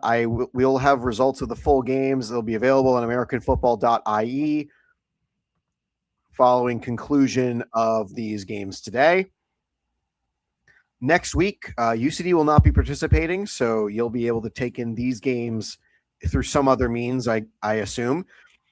Panthers White will face the Wolves. Panthers Navy will face the Trojans. Red Bows will face the Dragons. Red Bows will then face the Trojans. Panthers White will face the Vipers. Panthers and Navy will face the Dragons, and the Wolves will face the Vipers.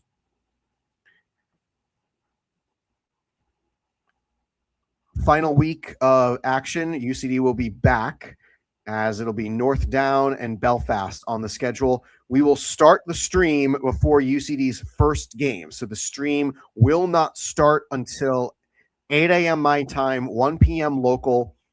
And a lot of that is to preserve my own sanity because, frankly, it is a lot to do these games from afar, especially for one club. So because this is a UCD live stream, so we are going to do the UCD games. That's part of the mandate of this channel. As boy, this rain looks like it's bad. Yikes.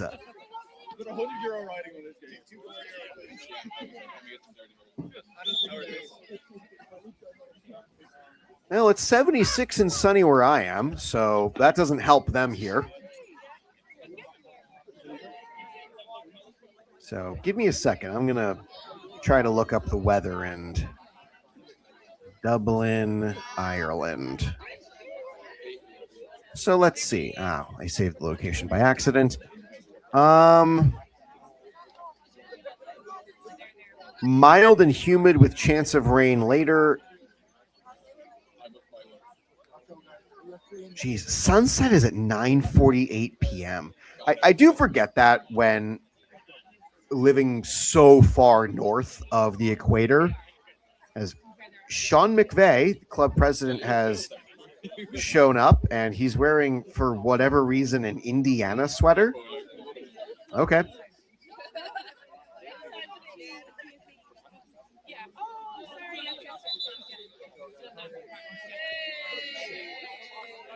So yeah, looks like it's just warm and raining. So that's just fun. 13-6. This is where UCD's point scoring stalled out against the Red Bows in the last game. They needed a late safety in order to win that game. Their offense did all that well in the second half. So we'll see what happens here. Red Bows will have the ball first as everyone's just fighting to stay dry for the few minutes that they have on the sidelines. Patty Sweeney is giving his last bit of instruction for UCD's team. This is going to be an interesting second half as now the rain is definitely coming down. They will play the game. They will continue to play unless there's, for whatever reason, lightning in the area. But I don't know if lightning is really a problem that far north. I'm not sure. I don't know how that works. I actively chose not to pay attention in many of my science classes.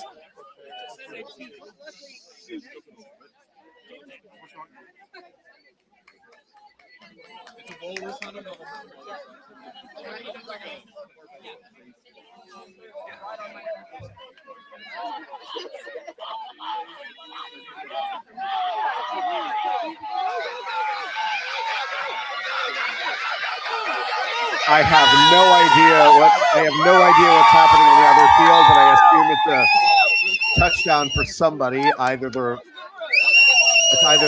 Panthers white. It's either Panthers white or the Mavericks, and I don't know who. It would be interesting if Panthers won both of the FINA and Claddagh Bowl, which is still theoretically possible. And granted, the Panthers white are probably finding their stride now as a team, as evidenced by winning 2 late games in the round robin season and here winning the first game of it's not going to get any drier. That's about right. So Dublin Red Bows will start with the ball. As I guess everybody missed out on question period.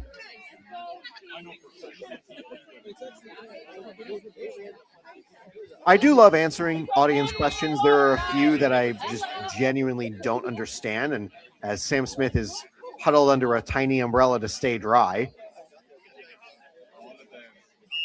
everybody who can wear a raincoat is wearing one. And first play from scrimmage, and they struggle to get the flagpole.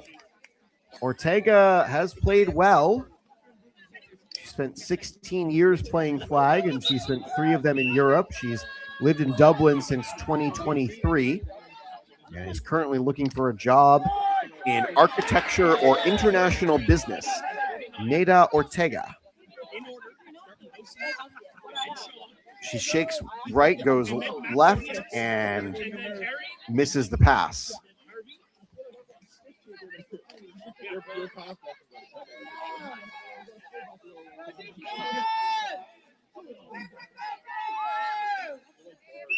Third down for the Red Bows. First drive of the second half. We're looking at about 8:50 or so for 2-minute warning, or 1:50, I should say. For run play, Claddagh, she can throw, she does, and contact middle of the field, they're going to throw a flag for it. Kean and the receiver collided. Both of them trying to make a play on the ball. I'm not sure I agree with the judgment here. And they wave it off. Okay, so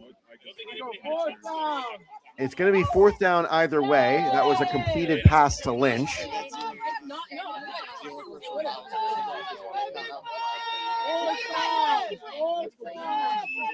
So the officials discussed it. They picked up the flag. Fourth down and a lot of yards to get.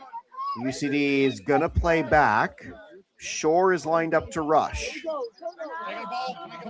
Lynch under center. She'll take the snap. Find it back to the quarterback. And it's a low throw, incomplete. That's going to be an issue for quarterbacks in the second half. As the ball gets wet, it's going to be a lot harder to throw.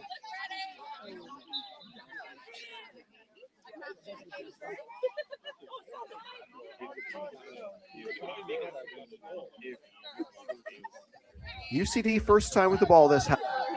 Both teams have come out. UCD with a 7-point advantage, trying to increase. Toss play, Shore. They're going to play it safe on the first play. Getting around Walsh, gets through Clavalier on defense.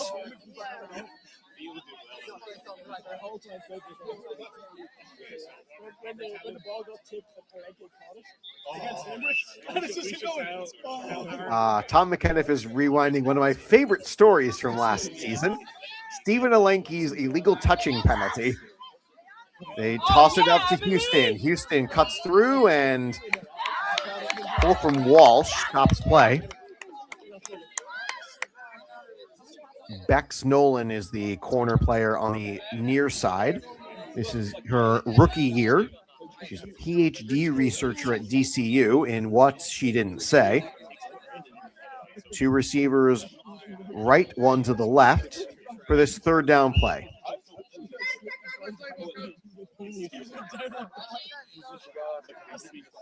Kean will cut across the formation. Toss play, Shore. She'll get around, get through, and is just pulling for any extra yards. Clavalier got the stop as the rush from Seda Kakmak has been neutralized a little bit. This is fourth down and 5. Got to get to that halfway line denoted by the yellow cone. All receivers motion to the opposite side. 2 left, 1 right. Smith finds Houston back in motion. It's a low snap.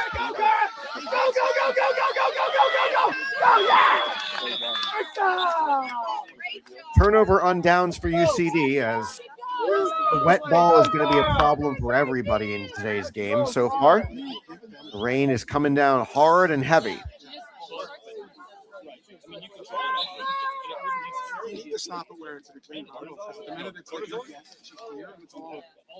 UCD tackle football team will be taking the field tomorrow against the University of Limerick Vikings, who both teams are now in a battle for that last playoff spot in the Premier Division.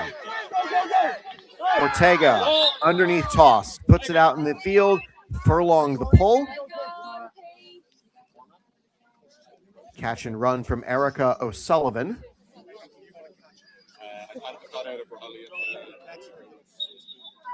O'Sullivan is a UCD graduate. She'll line up far side right of the quarterback. Ortega underneath finds her receiver, Kean the stop. 2 straight check down throws result in positive yards. As one moment, everybody, I forgot to edit that this is the second half of action. So it's been the second half for most of what you've just seen. My apologies, but now we've got the graphics correct. Throw deep down the field. Houston picks it off just inside the halfway line. It'll be 1st and goal for UCD. Houston has pulled it off so far. He's played both sides of the ball admirably. She's got touchdown catches as well as interceptions today now. 2 receivers left, 1 to the right. It's going to be the same 5-some for UCD. Houston, Shore, Veal, and Kean across the line. Smith in the backfield. She takes the high snap, throws it back to Shore, and did she catch it? Either 5 yards. Yes, she did. Let's go, disco. And disco again is the call. UCD used this earlier in today's game. Receiving gloves are off as they're not really going to help you in the rain. Kean cuts across formation. Everybody left side. Underneath to Veal, back to the snapper. She'll shake a defender, and Walsh pulls it before she can get much more. It'll be 3rd and goal. We're grateful all of you have decided to join us for flag football action on this Saturday morning, or potentially afternoon if you're watching us from Central Europe and East. 2 receivers right, 1 to the left. Kean in motion left. Smith looks over her options underneath to Veal, has a little bit of room to run, gets it through to the 6. 4th and goal. UCD is outside the no rushing zone. So it could be a run, could be a throw. Umbrellas and raincoats are out on the sideline as the rain is picked up in Dublin. It's not going to get any drier for at least the next few minutes. Second time with the ball this half. Houston motion. Smith receives, steps up left, finds Houston. It's incomplete. Turnover on downs as UCD's offense again is turned away. The offense has 1 scoring drive in this game, and it came on their first drive of the game. UCD's defense got the other 6 points. The offense converted for the 1-point conversion after that pick 6. Ortega, short toss back to the snapper, and it's a pull from Furlong. Erica O'Sullivan on the catch and run from County Kerry. As it's 2nd and midway. Rain is continuing to fall. 2 receivers right, 1 to the left. And it's going to be a fake the toss. Looking out long. Finds a receiver. Gets around the defense. Down the middle of the field. All the way for the score. Touchdown Redbows. And now it's a 1-point game. A conversion play is all that separates the 2 teams. And they're going to play for the tie. 13-12, UCD in the lead. It looks like we're shaping up for yet another tight contest down the stretch between these 2 squads. UCD's offense failed to score in the second half against the Redbows in their regular season matchup. Here in the playoff round, can the Redbows get the tying point? Shore on the throw, and it's intercepted, but a flag pull in the end zone, so Kean, no chance to run it back for 2. It remains a 1-point game.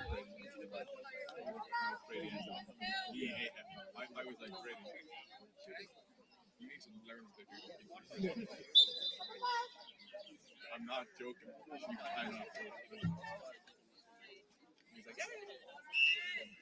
1-point game. Any score here for either squad is going to be critical. Smith to throw. First down. Let's get to the midway line. It's a safety. No, it's just outside.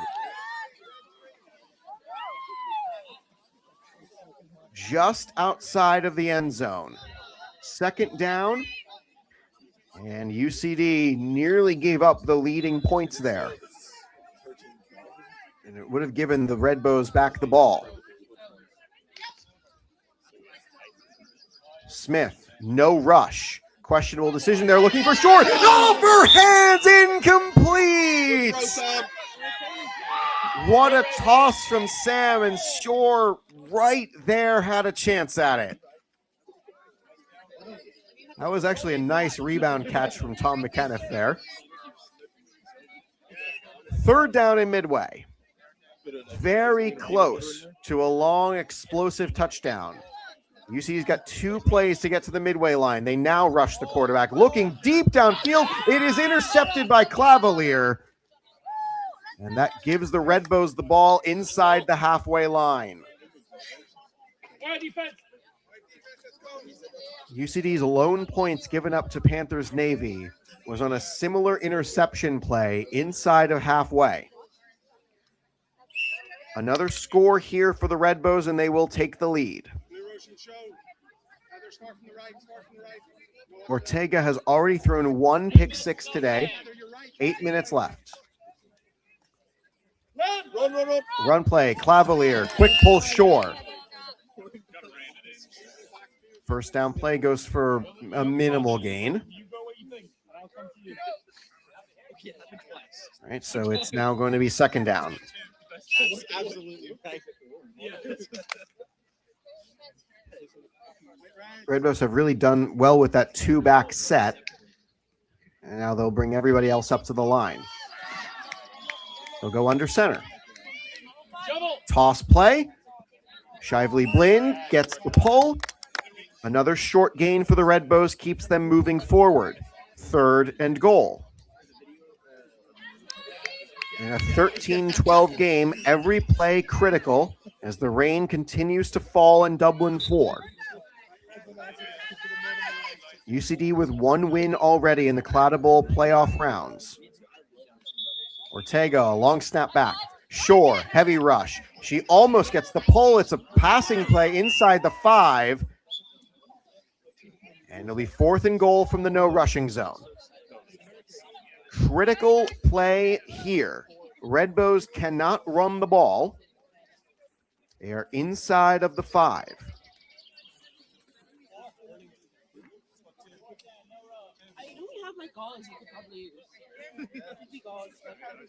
Any stop here for UCD gets them the ball back. Red Bows a chance to take the lead.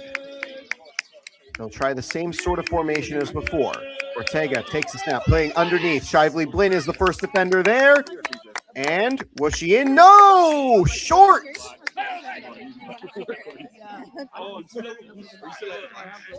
Turnover on downs.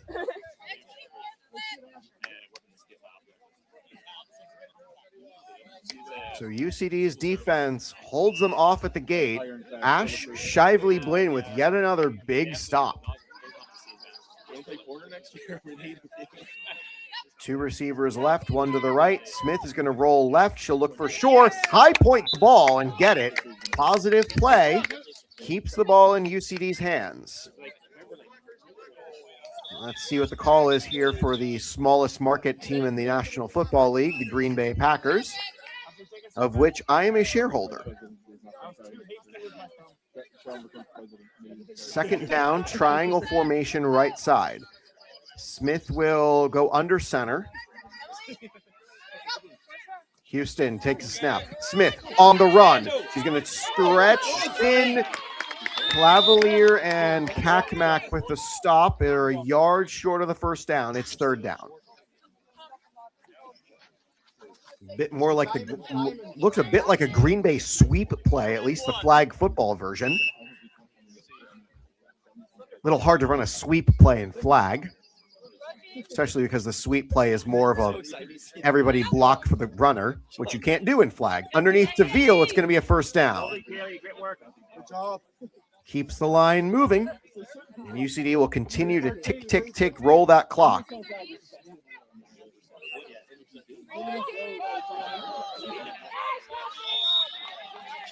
Perspective is a funny thing. As the clock rolls while you're in the lead, it doesn't go fast enough. While you're trailing, it goes too fast. But it's the exact same either way. It's going to try the same Packers play. Smith gets through for a few yards. Stop made by Nolan. Second down.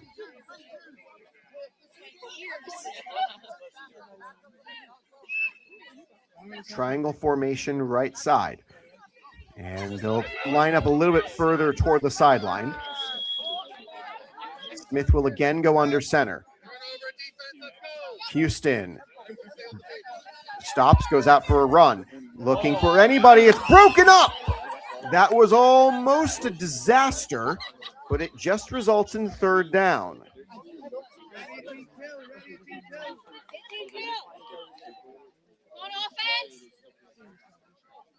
Third and goal.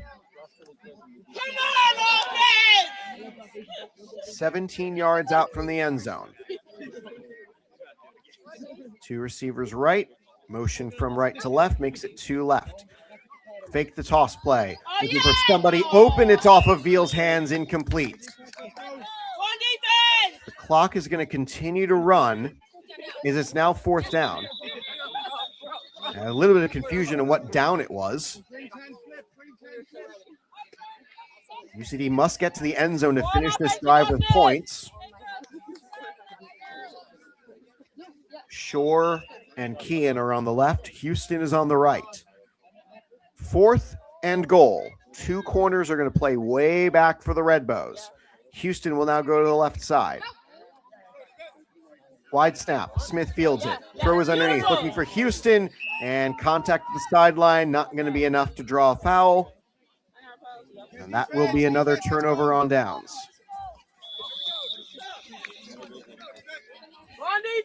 One point game. By the slimmest of margins, UCD has the lead as they give the Red Bows back the ball for the fifth time in the half and the ninth time in this game.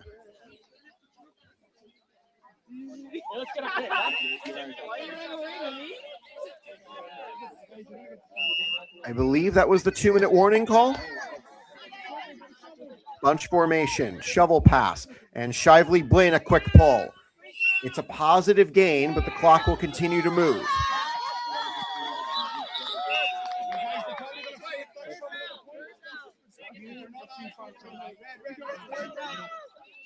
Tense moments here for Dublin. Ortega back to throw, finds it underneath. Shively Blinn eventually gets the pull inside of the field to play. Clock continues to move. Both teams have both of their timeouts. It is third down. Red Bows are 2 plays away from not getting past the line to gain and turning the ball over to UCD.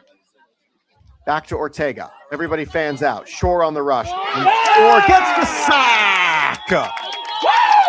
Clock will wind. Red Bows opt to keep their timeouts.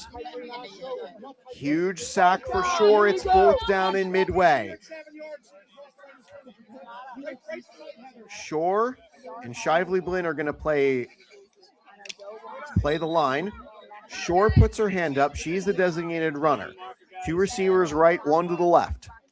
Ortega claps, gets the ball. It's going to be a handoff play to Clavalier, looking deep down the field, and broken up, Kate Furlong. A quick 4 and out for the Red Bows, and the offense comes onto the field. The clock stops as they reset who has possession. Where else would you rather be, folks? It's a 1-point game. UCD's got the ball. Both teams have both of their timeouts. We are under 2 minutes to go, I believe. And UCD is going to preemptively call a timeout.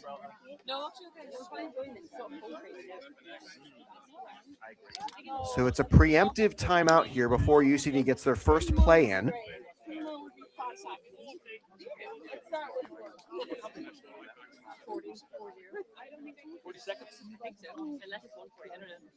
Yep, we're definitely under 2 minutes now.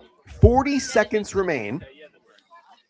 As worth remembering the 2-minute timing rules: incompletions, turnovers, plays out of bounds, penalty adjudications, so when they're talking, and any play that results in a score. Trying to remember if I'm forgetting or re-saying anything, will result in the clock stopping. So incompletion, scoring, first downs, penalties, as well as turnovers.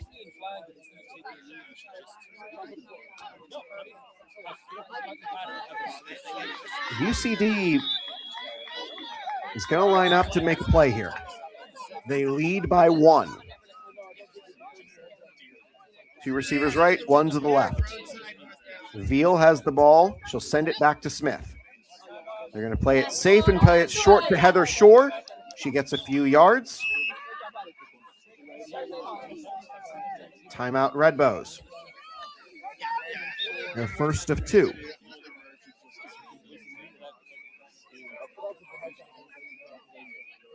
It's a 1-point game. Again, these teams playing tight contests.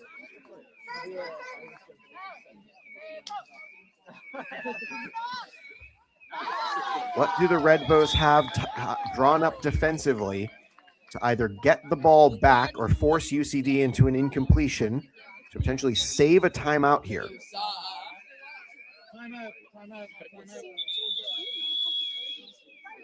It is a 1-point margin. The only score that separates the two teams is the conversion play following a pick 6 by the Red Bows. Red Bows threw an interception on their second drive of the first half. UCD converted the 1-point play. That's all the scoring UCD has had so far. 13-12, second down. Underneath play, looking for Houston, they get it to her. Houston is just going to dance around for a few seconds. Timeout, Red Bows. Red Bows are now out of timeouts. 31 seconds separate us from the end of the game. UCD has 2 plays to run. The play clock will only go for 20 seconds. So UCD must try to get a first down or at least take as much time as possible off the clock.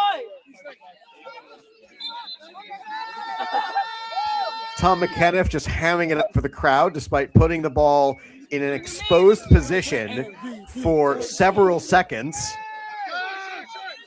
I'm giving Tom a hard time only because he knows me. But the ball is just going to sit there getting wet. Oy vey. Oy Gavolt, dude. Tom, buddy, you got to go out there later so that the dry ball stays dry for an extra 10 to 20 seconds. It's just been sitting there getting wet on the ground, man. And the rain has definitely impacted both offenses here in this second half. 2-back play for UCD. Back to Smith. She'll hand it to Houston. She'll dance around for a little bit. She'll just try not to don't go into the end zone. And that was third down. And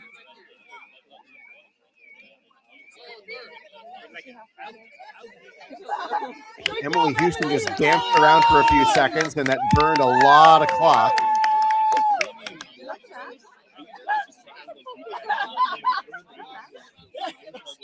And that's your ball game. Good morning, good afternoon, and good night, Red Bows. A 13-12 victory. Flag, yeah. Hands first. Yeah, it sounds like we got her flag.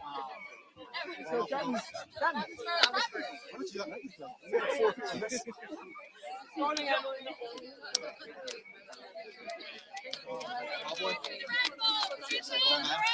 Afternoon.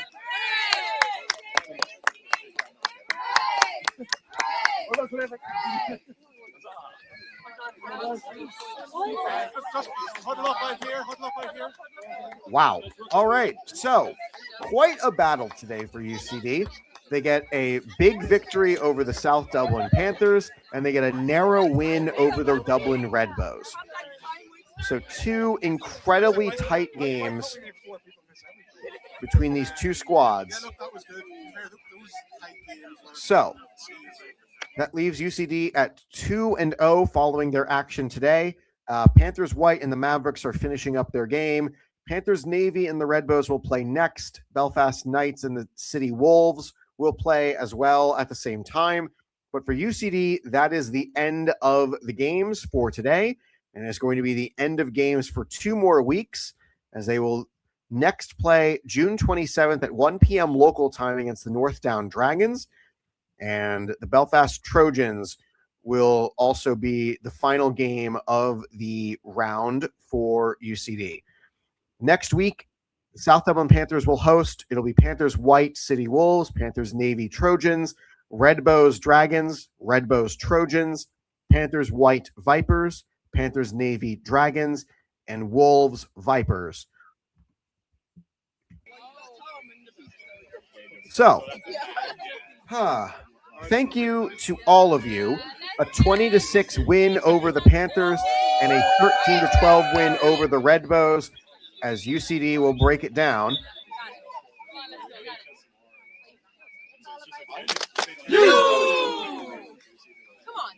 That was quite a bout. So everybody, thanks again for all of you for joining us. We're incredibly thrilled that you made us part of your Saturdays. We'll be right back here tomorrow. In about 24 hours, we will start the stream for UCD versus Limerick. We're back in tackle football action. It's going to be a ton of fun. Both universities are 2 and 3.